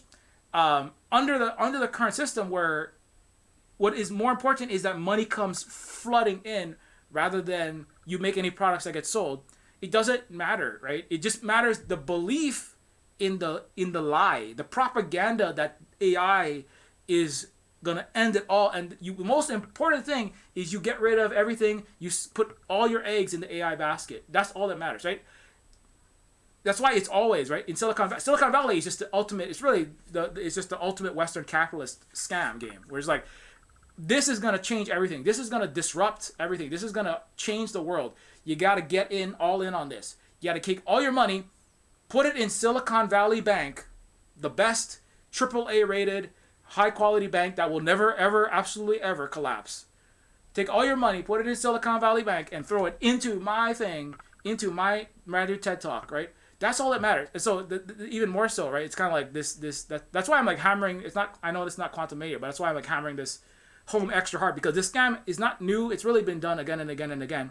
And all of the history of artificial intelligence in cinema, from all the Hals, all the Skynets, all the Megans, all the Her with Joaquin Phoenix, every time you see a robot with intelligence talking, all the iRobots coming alive, the Westworlds, humanized machines, every time you've ever seen AI, it has all been preparing you for the ultimate scam, which is that now we have it, it's coming, give us all your money, and then we're going to make you all obsolete and make really shitty versions of it with the not AI. It's actually just very advanced pattern recognition systems that can turn out the labor that you've already produced. That's part of one of John Lear's points is Google Translate works because it takes billions of human translators' work and then quickly aggregates it. Google doesn't know Japanese, Hawaiian, Spanish, and English. It takes billions of people's, the big data of all of your translations that human translators have done, and then statistically guesses based on that input what the next word is going to be, right? Or what that sentence means based on actual translation work, right? So it seems like, oh, it knows, but to an extent, obviously, it functions to take words and then turn it into another, take a sentence and turn it into something else. Take a sentence in one language to convert it to another, and like that's useful, obviously. But then also, the people who did the translating, right? You know, now it's a lot of people lost their jobs. Let's be real. Now there are still translators for certain types of translations that are more advanced and require more intricate, right? Like I don't know if Hideo Kojima and Miyazaki are going to allow ChatGPT to translate the script or translate the dialogue into English, because they're very specific about how and when they do that, right? They know, right? Actual artists who care about actual quality work know that we don't just like throw that into a Google Translate and that's the dub. That's the English subtitles for a Miyazaki Princess Mononoke. They go through very specific. He's like, I want you to understand what I was trying to convey. But the thing is, that doesn't matter to the capitalist. What matters is, who cares? We'll cut all the corners as long as people can at least be led to believe that this is good enough. Then, that's better. And then we don't have to pay a human, and then we save all this money. So, anyways. And so, what was the other one? There's Jaron Lanier, and well, his quote was,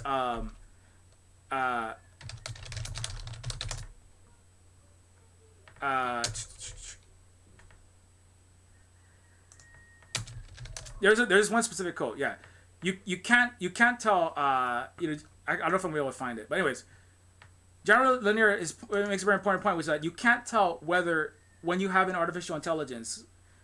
When you have a computer, you can't tell whether you are dumbing yourself down to make the machine seem smarter or if the machine is actually getting smarter, right? So similarly, it will be, there is a version where the human consumers of media dumb themselves down to tolerate, right, repetitive, regurgitated, same old, right, rehashes of the history of cinema, right, with AI generated faces replacing with mix and match Star Wars and mix and match Marvel Cinematic Universe backdrops, right, that are not actually saying anything important, that have no human touch to them, that don't mean anything, right? But there's explosions, there's some sex, there's some attractive people, there's close-ups, there's some jokes, right? AI written jokes that are just some old joke from a joke book stuck in there, or Paul Rudd, Paul Rudd's joke from 2003 inserted into a sci-fi movie, like Paul Rudd from This Is 40, or but reinserted in a sci-fi movie. It's the same joke, right? And people will be like, oh, well, that wasn't very good, but it's just good enough, right? So that people will consume it. And that's the world that the CEOs of Disney and all of the capitalist CEOs want, right? A world where everything that you consume has absolutely as little humans involved, because they're all cogs, and is barely passable enough. And what they make so much fucking money. They make so much fucking money, and they get to decide. And the thing is, the most useless Elon-like people. Imagine Elon and people like him, right? Who is unfunny, who is not good at writing tweets, who literally gets himself clapped back every second of the day, who is such a genius that he thought that COVID-19 would have 0 cases in the United States in April 2020. This just brilliant mind, right? And he is the richest person, one of the top richest people in the world. So imagine every Hollywood script is written to Elon Musk, who is very cool with white supremacy, who gaslit his wife and joined the men's rights activists and right-wing Joe Rogan conservative shitbags. Imagine Elon Musk and rich white guys like him deciding every single, because the actual good writers, like Abbott Elementary writers, the actual good writers and actors like that, and the people who made Reservation Dogs, the people who actually put together the Neil Gaimans. Never mind, we don't need Neil Gaiman anymore. We have Elon Musk, right? And what he wants to see, right? And so the AI will generate whatever those people want to see, and that's what you're going to have to watch. It's not really like, oh, well, I'll go to somewhere else. But where else will there be for you to watch anything? If all the content, because all the capitalist corporations who have now displaced and detoothed the power of the working people in all the industries, because they don't need them anymore, right? Right now, guys, that's very important. Right now, Hollywood needs the people, but soon, if they get rid of it, if people will accept this garbage material that Elon and Bob Iger choose to put out with their AI, right? If people are can be lulled into accepting that, there will not be the worker power to do striking, period. And that goes for every industry. That's news, that's health, that's everything. If the AI, the thing is, I can't fucking stand Sam Altman, the open AI head, the Mr. ChatGPT man. He's like, oh, there will definitely be jobs on the other side. There will be jobs on the other side. The thing is, and he says, oh, because historically there's always been jobs on the other side. There's actually a book, Marshall Ford wrote this book way back, I think in like 2010. That was about why we have to basically get to socialism, or basically like very near to socialism, communism, before we have AI that can do creative intellectual work. Because there won't be jobs on the other side. There won't be jobs. The thing is, there is some kind of intellectual labor on the other side of a lot of the automation of manual jobs. Like, okay, you're not a typesetter, you don't drive the horse and buggy, but you can get a job in an office. And the thing is, even a lot of the office jobs were bullshit jobs, right? Not all of them, like writing and art and producing something that people actually want. There is real value to that. But 40-50% of American Western office jobs are typing TPS reports nobody reads, sending emails. The thing is, there is actually a huge surplus. There is already a huge mass obsolesced portion of the human population, right? Now, not to say that like they have nothing to contribute to society, but under the current capitalist world economic structures, they are massively displaced. They don't have anything to do. And if the AI gets rid of all of those office jobs plus creative jobs and intellectual jobs, there are no jobs on the other side. What there is a handful of wealthy people with the world's largest militaries, and a lot of people that are very upset. That's the whole premise of Terminus Machina. This global world-class war uprisings, and then machine militaries, like millions of armed robot dogs like the police have already, and humanoid robots get rolled out to shoot and kill all of the people that are coming for the heads of the billionaires. And that's the world of the pre-Neofeud world that I created. Just a quick shout out for Terminus Machina because I'm sorry that it's so close to the present, but that was the world that was in this game, Terminus Machina, a Deus Ex. Speaking of Deus Ex, it's Elon's favorite game. I know him. I know him because I played Deus Ex 65 times too. But he didn't get it any of the 65 times that he played it. So, but this is literally about a world in which there is mass uprisings. Black, indigenous, people of color, leftists are all trying to overthrow a capitalist structure as they're all mass obsolescence and robots replace doctors, nurses, the police themselves, and the military to a large extent. And there's a handful of the top 0.1% coders that manage this entire structure until it all starts to burn down.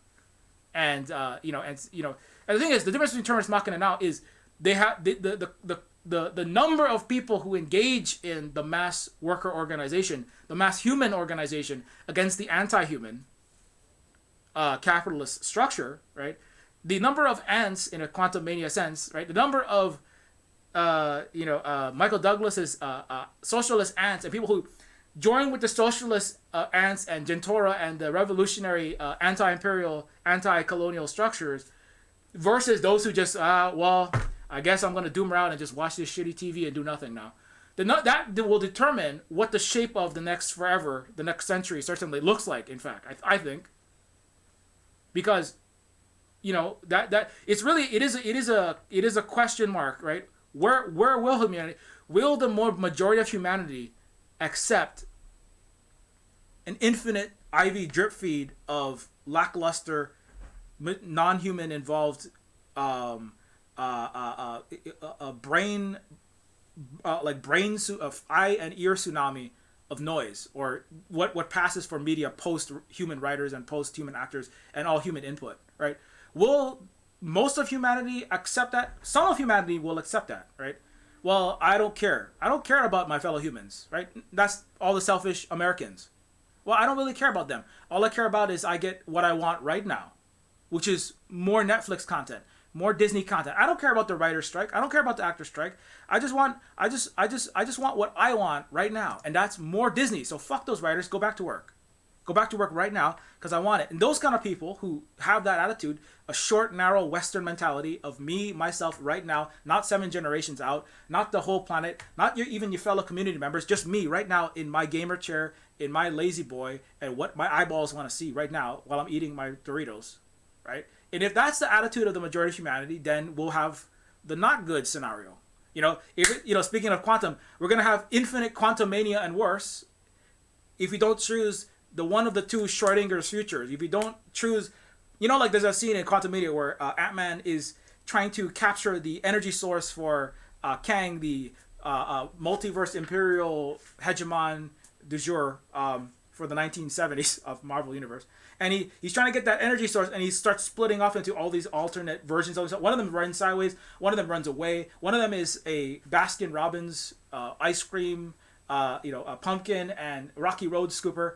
And Paul Rudd is, sees all these alternate versions of what he could have done. And then, and it's kind of like, but that's kind of where we are. I'm trying to tie this back into the thing I said the video was about.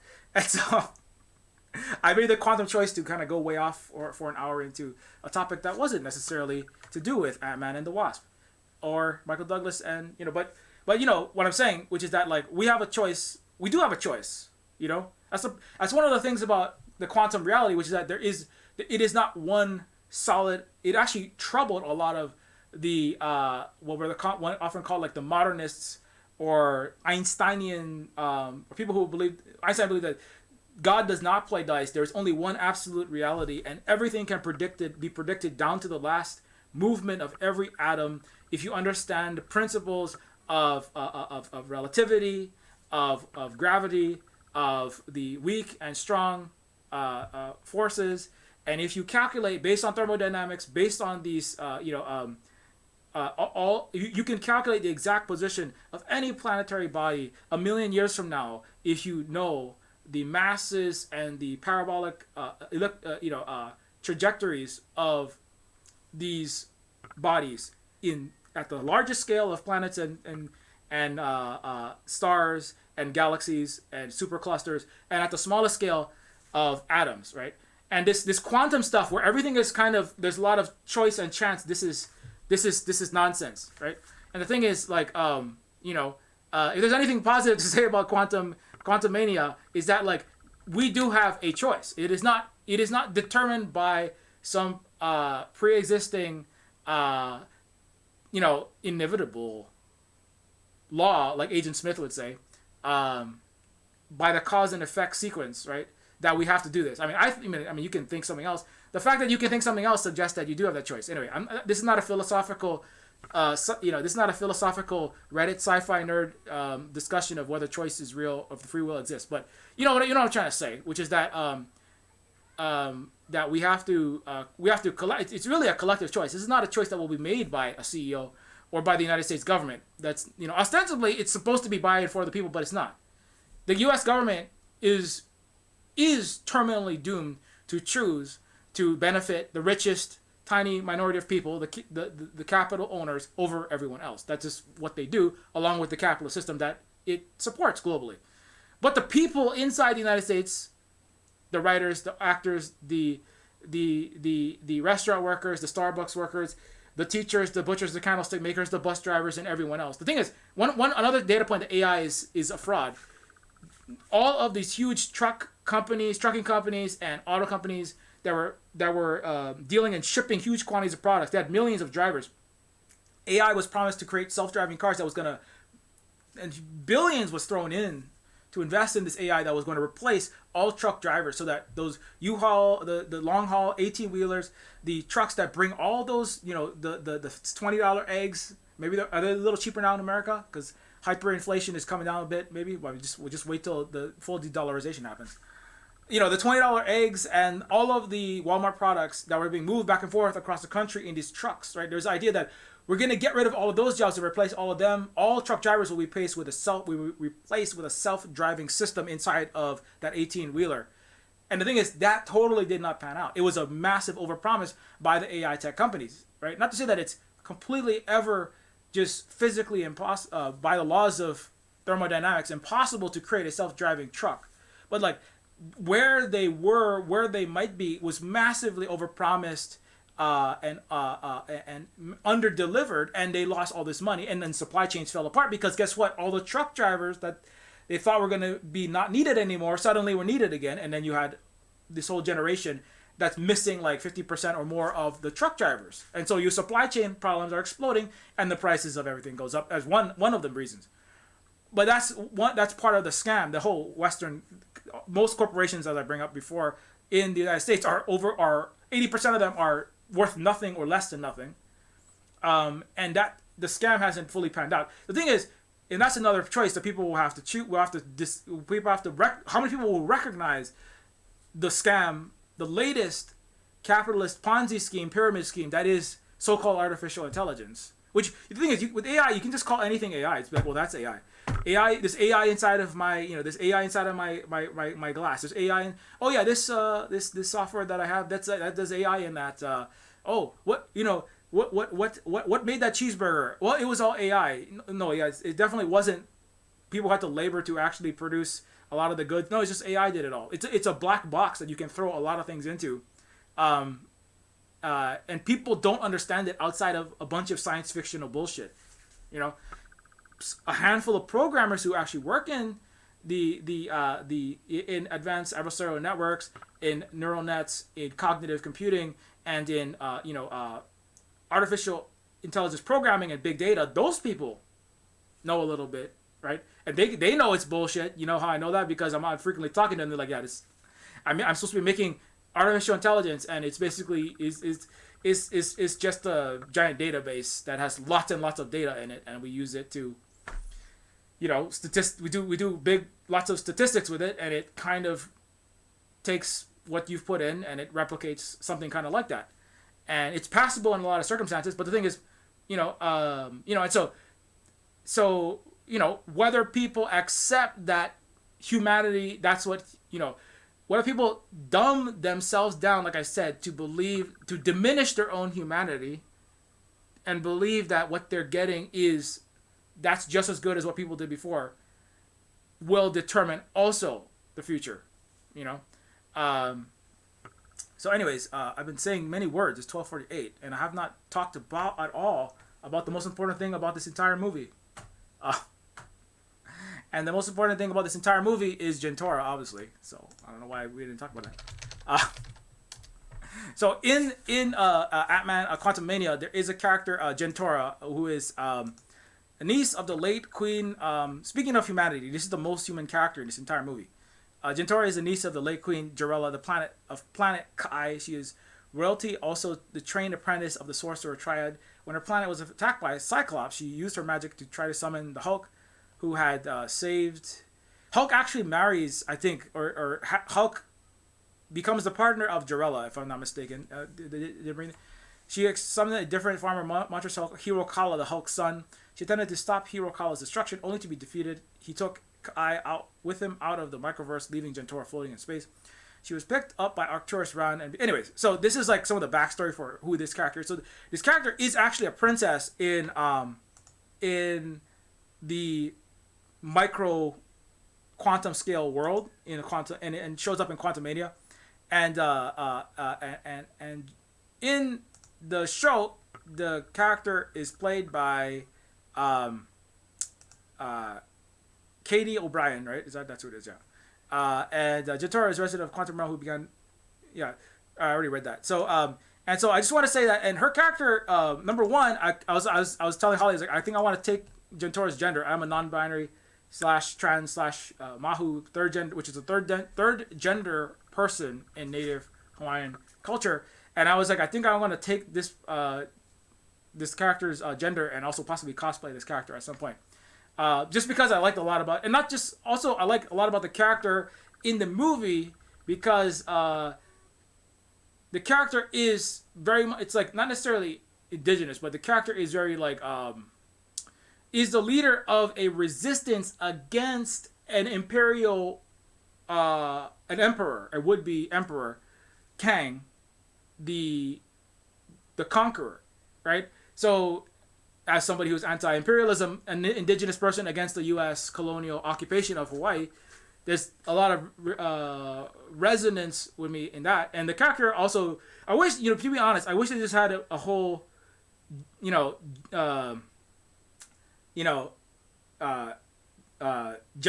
a whole movie about just call it Gentora. I just make the whole thing about Gentora.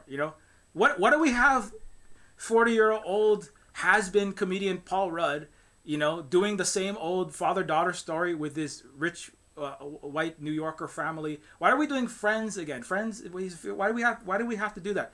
That's boring. It's overdone. We should have Gentora's story. Like it's kind of like it's kind of like stuff when I was talking about the Mandalorian. There's aspects of that's at least good, which is like peoples of a planet Mandalore resisting an imperial invasion. And so Gentora's story is, again, it's resisting, like Moff Gideon versus the people of Mandalore, right? Like I talked about that in a previous video. Gentora is somebody resisting the imperial subjugation of the entire quantum realm in Quantumania. Not just her, but she, and there are a whole diverse host of peoples, including what is that character? Very, very underutilized, as Holly correctly pointed out. What is that psychic guy's name? William Jackson Harper, Quaz, became the MCU's most skilled psychic to date. Where is he? Lost him. Okay. Yeah. So. And the actor who, as Holly pointed out, this guy, Quaz, William Jackson Harper's Quaz became the MCU's most skilled psychic, being unable to stop his own mind from reading minds of those around him. This became more than frustrating for him, as he had to telepathically field question after question from Scott, who was in shock after being sucked into the quantum realm. Anyways, and so so you have this uncontrolled psychic, and you have like all these other hosts of characters, right, around Gentora, the de facto leader of the freedom fighters in the quantum realm, largely interacting with Cassie as the two try to figure out their own goals with each other. She proved to herself to be a more capable fighter against, and yeah, she does. She's kind of like the character. I talked about Dungeons and Dragons recently. She also has a lot of similarities with Michelle Rodriguez's soul fighter warrior character in Dungeons and Dragons, right? I think that was that last week. I think that was last week. And and so like those characters I feel like are much more interesting characters to explore. And not just because they're younger characters who resonate. They do also resonate with my own positionality in the universe and in the world, but also because they're stories that like they have not been told as frequently. There's a very diverse cast behind them of like, as I said, no, Dungeons and Dragons was two videos ago. And yeah, it's like Michelle Rodriguez's fighter. She actually is very much dressed. She's very much Gentor's character is definitely like resembles the Michelle Rodriguez character. Is in some like very long dark hair with like lots of barbarian looking armor, or like tribal looking outfit, and has some kind of axe or some large weapon, but also doesn't like directly kill. Like usually like kind of just like has non-killing blows. That was pointed out in Dungeons and Dragons. There's a lot of like non-killing blows, but people get kind of knocked down and they get back up and they gotta get knocked down. They get knocked down and they get up again and then they get knocked down again. Random naughties hit music aside. So Gentora's character is leading this psychic dude. There's the blob that has no holes and wishes that he had a hole. It's like a pink. What is that character called? The pink blob from Quantumania. This guy, the pink blob, Veb, played by David Dasmalkian, and he was a longtime member of the AntMan films. And so there's a lot of weird, interesting characters in that. And so I think like that part was like one of the best parts about the show was like, having this diverse group coming together trying to stop this unhinged warmonger. It's like trying to stop the United States, right? Basically, from taking. It's like micro United States taking over micro colonized peoples in the world that's far beneath the scale that humans can see. So. And it's like that like I kind of we're like there should have been maybe had more of it. But the thing is like the other parts of the movie, you get a little bit of Bill Murray. Bill Murray comes in for 5 minutes. He says like we had this thing going on, but then we didn't have this thing going on. Bill Murray is telling to Michelle Pfeiffer's character, it's like we had sex and then you left, and that's too bad because he's pissed off now. And then he's gone. It's just like a what was even the point? Bill Murray doesn't show up again. His character just comes in and disappears.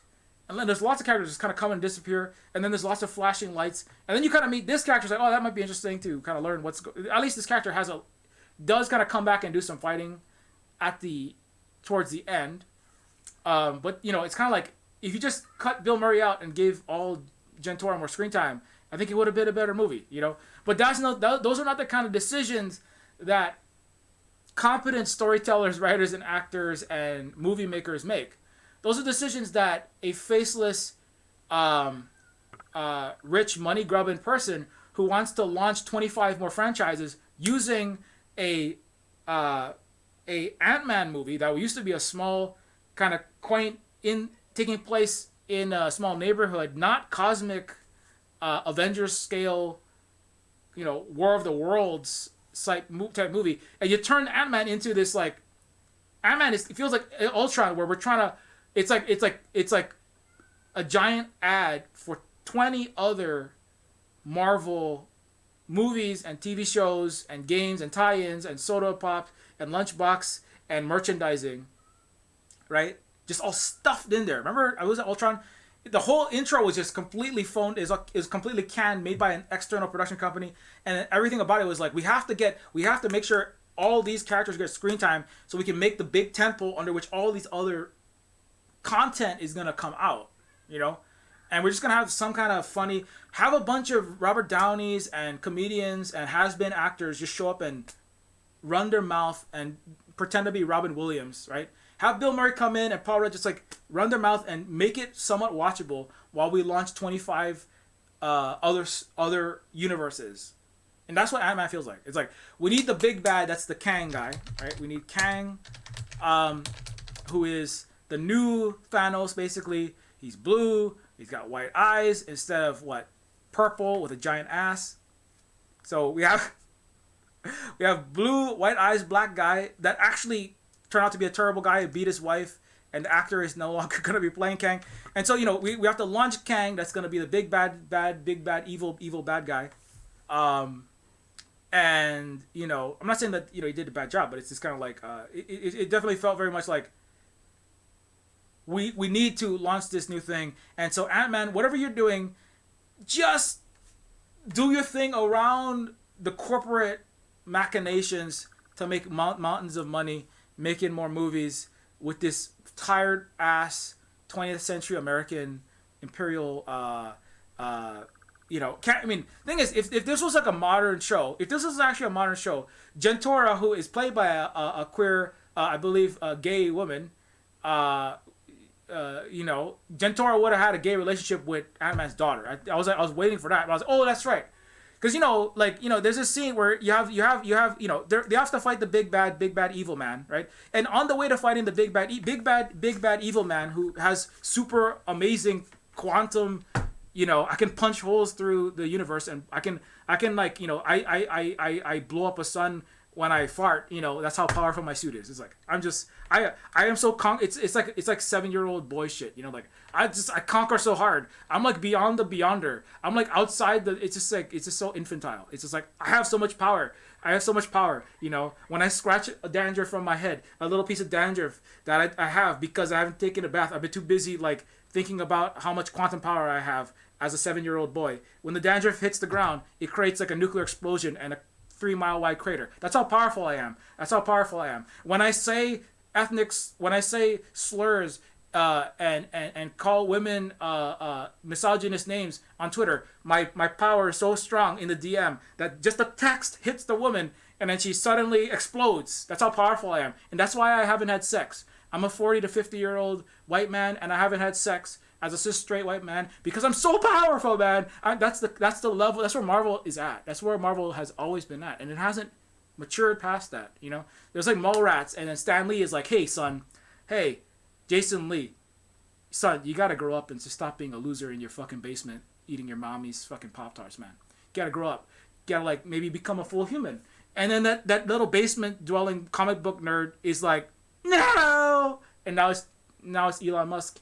And it's the CEO of Disney, and it's 2023. And that loser is fucking running everything because the U.S. promotes the most useless, incompetent, rich, white assholes to be in charge. Anyways, so that's Kang is that person.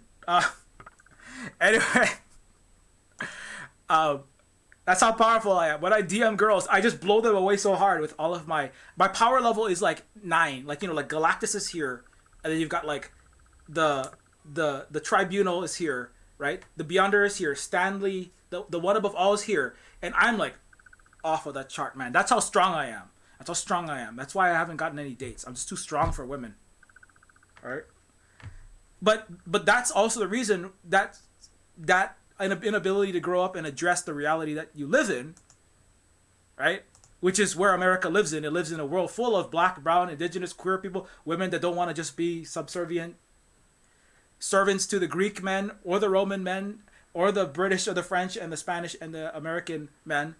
Unlike indigenous societies that had actual equality for all genders, acceptance of gender fluidity, third genders, and actual communism. Unlike that, the United States, which is the crowning achievement, and I say that in scare quotes, of the Western world, the capitalist patriarchal world, can't grow up and say, let's let the queer indigenous coded character who is a badass warrior have a gay relationship with the daughter of Ant-Man. We can't do that because, well, Disney is just Ron DeSantis, despite them upsetting him. They really are just Ron DeSantis. Because that would be what? What would that be? That would just be history and reality, but Disney is a infantile child. And for Disney, that kowtows when all the fandom menace guys come around and they're like, oh, this is just wokeism in my Disney. Disney gets rid of Finn, right? Disney gets rid of,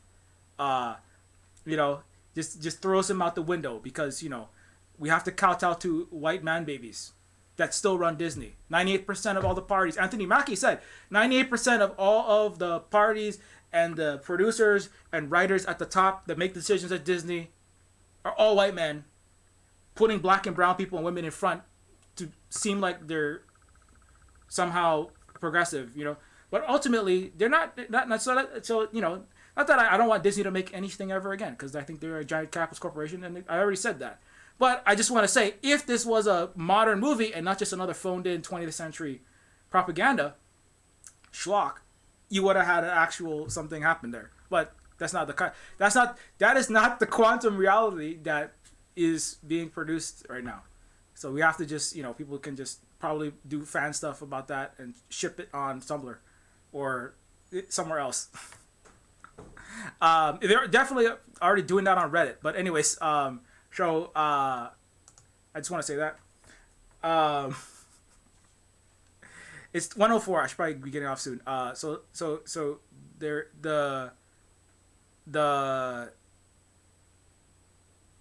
yeah. So anyways, that's another. Yet another problem with AI is that if what you're feeding it is this sort of stuff. I hear they've recently updated ChatGPT so it can read anything on the internet. This is kind of like the plot of Megan, though, which is basically like they open it up and then Megan starts reading about, Megan goes and like reads a bunch of what America does, which is foment the far right and pro-fascist killers around the world to fight proxy wars. And Megan goes and reads all of that and it goes, you know what? I think I have to do whatever I have to do to whatever violence I need to do, no matter how terrible. To get what I need to get in the world. And so Megan actually like learns from, so that's just M3GAN, that movie, where part of the dystopian scenario, right?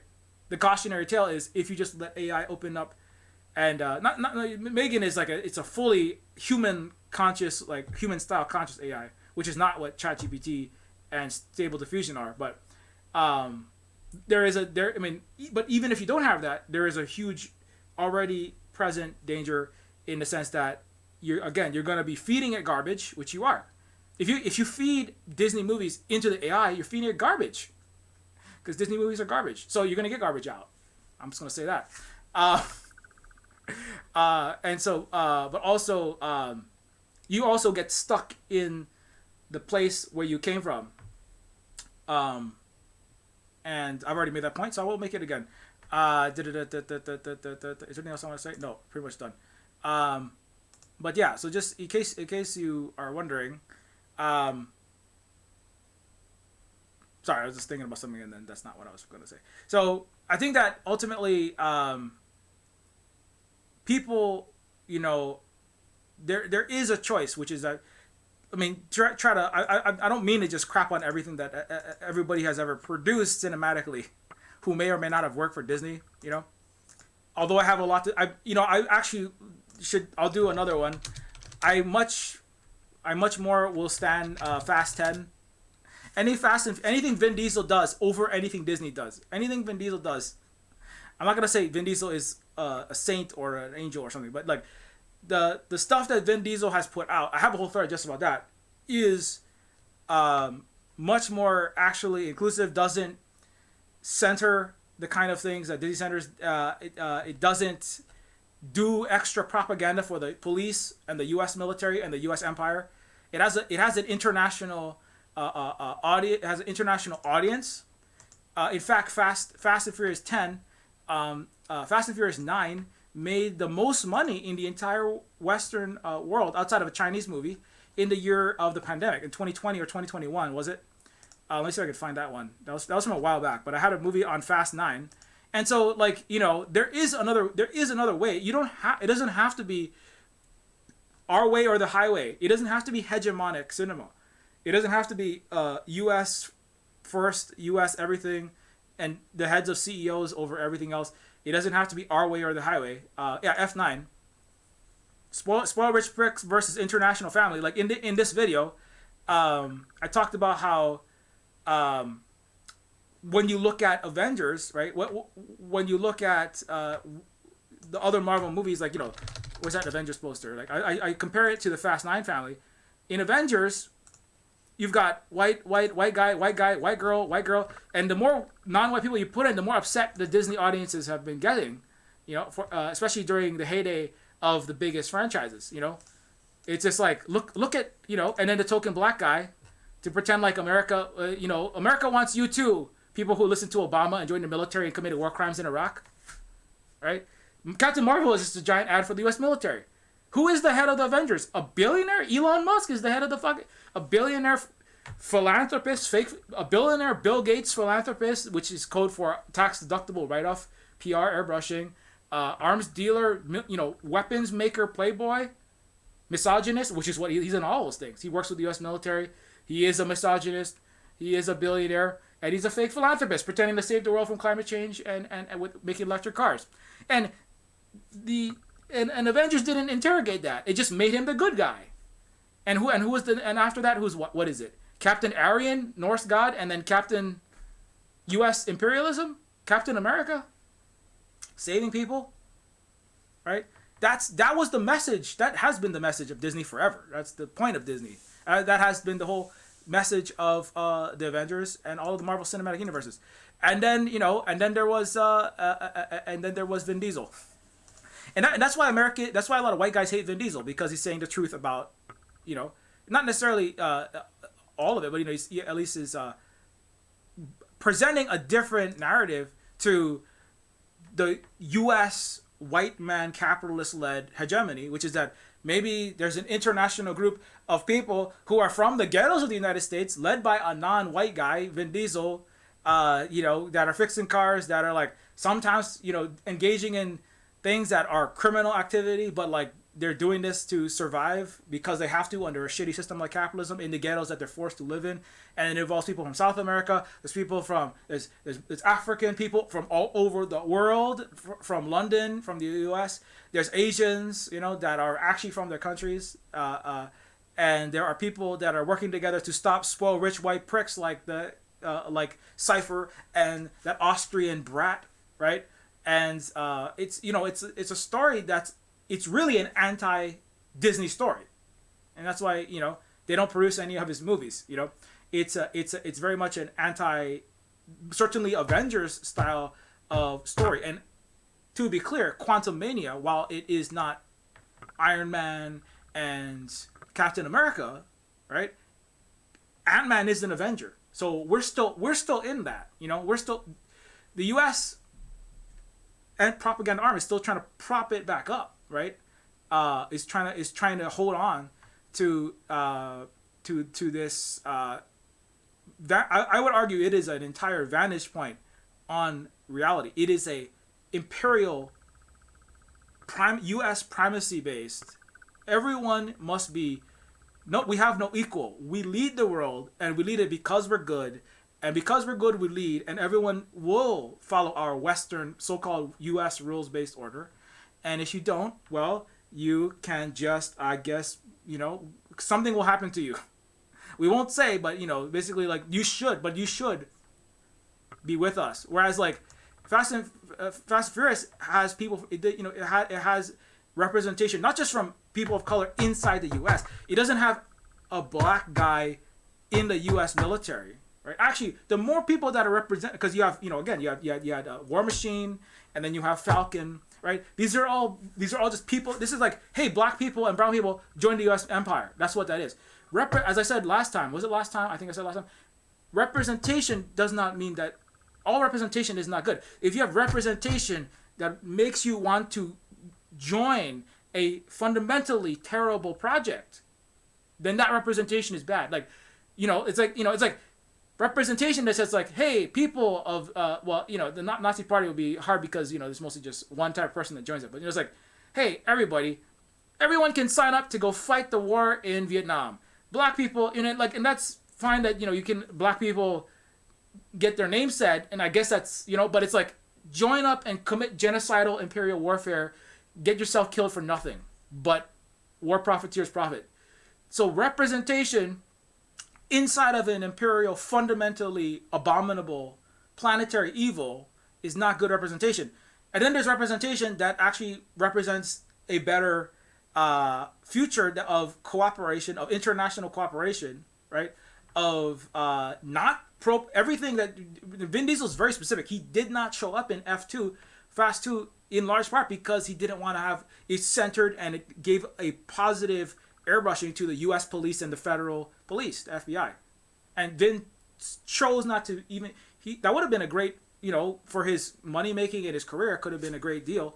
But he chose not to be in that because he's like, I don't want to make those kinds of movies. And I've made this point a lot about Vin Diesel specifically. One of these days I'm gonna do a Fast 10 video, but also with Riddick, which is a movie about an imperial U.S. like Romanized force coming to destroy a pluricultural, pluri-religious African and Asian New Mecca, right, in the science fiction universe. And Vin, that was a universe that he led the creation of, and he starred in as Riddick himself, as a prisoner, and the bad guy in Pitch Black is a cop / slave catcher, also known as the U.S. police, trafficking a person of color, a white Clint Eastwood looking motherfucker, very American looking white man trafficking a black guy around for money, right? So that he can get drugs, because guess what? Actually, white people use more drugs than people of color, who are being called the most drug abusing criminals, blah, blah, blah, blah, blah. But no, it's actually cis white straight guys that do the most crime planet-wide, actually. But so Vin has always taken a anti-white supremacist, anti-imperial, anti in the sense of the police being the enforcers of capital and white supremacy, and ACAB stands in that sense. And he's made lots of movies. Vin went to China, and with John Cena, who actually apologized to China, said, "I'm so sorry that I said Taiwan was a country," and American, all the white Disney people got really mad at him because they were like, "You can't say you're sorry to China. We're trying to make a needless proxy war to maintain what? To maintain what? To maintain U.S. white supremacist, capitalist, imperial hegemony forever." And so there's people who make different decisions, and they make different movies, Like there's, as I said, if Taika Waititi wanted to direct a Hawaii movie, if Taika Waititi wanted to, not Bill Murray, if Taika Waititi wanted to direct a movie like Moana, but not Moana, that's like actually about from a Hawaiian perspective, with Hawaiian input, actual Hawaiian input on the production, writing, at the top of the creative chain, right? Then that would be something that I'd be like, well, maybe that's not too bad. If Reservation Dogs people were like, Reservation Dogs wants to do Hawaii Island Reservation Dogs, I mean, okay, but Disney, fucking Hollywood executive, all these fucking rich white assholes, that are the eldritch rich white man babies that run most of Hollywood, no, fuck all that shit, So anyways, I just wanted to point that out. And it is now 1:16. I should probably get going. And if you want to read more specific about Vin Diesel and his movies, I have a whole older thread here, since it is Fast Day. Just about why Riddick. Also, there's a game called Riddick: Escape from Butcher's Bay that is highly recommended. And this is actually a 2 year. It's literally 2 years old because it's May 20th, and this is 2021. But anyway, people talk about Mass Effect and how it is basically you're playing the space police and the space world. You're playing a space empire in the Mass Effect game, whereas the Riddick universe is a science fiction universe. And Riddick was better because it centers space prisoners and craps on the space slave catchers and the space world police / the space U.S. military that are the necromongers, right? And a lot of thumbs down on Chronicles of Riddick is because the West is full. Anyways, I have a whole thread just about this and why what I want to see is not, I don't care about any more Marvel anything. I don't want Moana. I don't want Disney fucking anything. I do want to see Riddick 5 or 4, whichever one we're on. I do want to see that because I feel like that might actually be something worth seeing. And so that's why if you do go watch any movie, go watch Fast 10 so we can have a probability of the next Riddick coming out.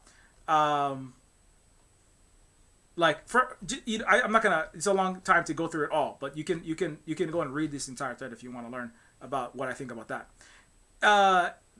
Before I forget, don't forget Neofeud is on sale. It does support everything that we do here. If you appreciated the stream, don't forget that you can also support us through Ko-Fi and/or Patreon. Everything we do here is also supported by direct support through Ko-Fi donations as well as from Patreon donations. And when you become a Patreon supporter, you do get access to behind the scenes things that we're working on Neofeud 2, things are working here at the Silver Spook Indigenous Actual Left Anti-Capitalist Cooperative. You can learn about things we're working on here, as well as like doing taking back the lawn and making it into more native food plants, etc. Building actual economic sovereignty at the Silver Spook Non-Capitalist Cooperative of myself and Holly. And you can also learn about other activities that we're engaged in, as well as from the Discord, which you get access to, and the Silver Spook University. That's 1,000 hours or more of all the content I've ever created that you can get categorized according to topic. To make it a little bit easier than going through the entire YouTube channel, which is not categorized that way. So also you can get Neofeud, as I said, it is on Neofeud. If you are into these questions of artificial intelligence, humanity, and the future of things generally, Neofeud is a cyberpunk dystopian adventure game in the vein of Blade Runner and a satirical adventure game about that from an indigenous perspective that deals with sentience, artificial consciousnesses, humanoid machines, and a social worker for cyborg social worker for homeless robots who is tasked with confiscating children because they don't have a license to self-replicate as sentient machines. And fun questions like that, not necessarily fun, but interesting questions, and also centers my native indigenous left experience under the U.S. Empire. If you would like to learn about that, consider grabbing Neofeud. It is on Steam on sale. It is also on itch.io for Windows, Mac, and also for Linux if you use that. And lots of other games are also there, like Decolonators. Speaking of resisting imperialism, if you would like to play a real-life Gentora, this is a game about Vietnamese women indigenous women in a non-capitalist country fighting and defeating a capitalist imperial invader. So this is the actual Kang of the Earth getting their ass kicked by the Quantumania revolutionary forces of the actual Earth, right?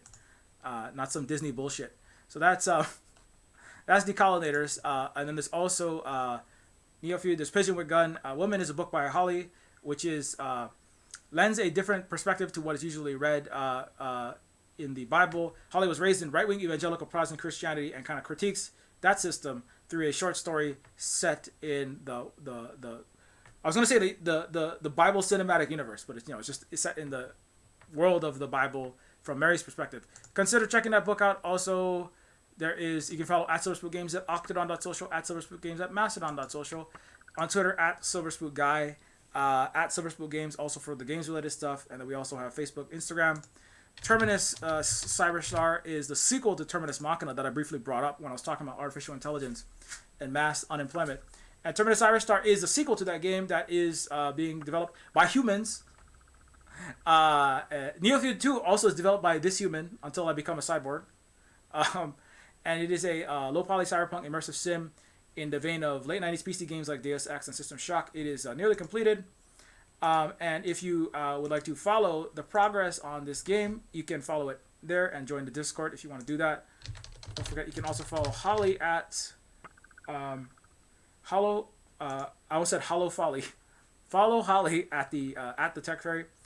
Holly is queer, cis, poet, educator, moderator, and married to myself, part of the Silver Spook Cooperative. Producer and manager with K-Nix TV. I was recently on the K-Nix show this week, doing my short skirt, long jacket video. So if you want to see that, you can find that at the K-Nix TV show. Holly's also primary caregiver, parent, administrator, and more at the Silver Spook Cooperative here. Holly recently just painted the bathroom, fixed up the bathroom, and that's really great. It looks really great, among other things. And so don't forget to follow there. Thanks to all the people on the Patreon patrons list for your support. Without your support, we don't have the capacity to keep on doing the work that we do. So thank you so much. You see, that is the augmented humanity.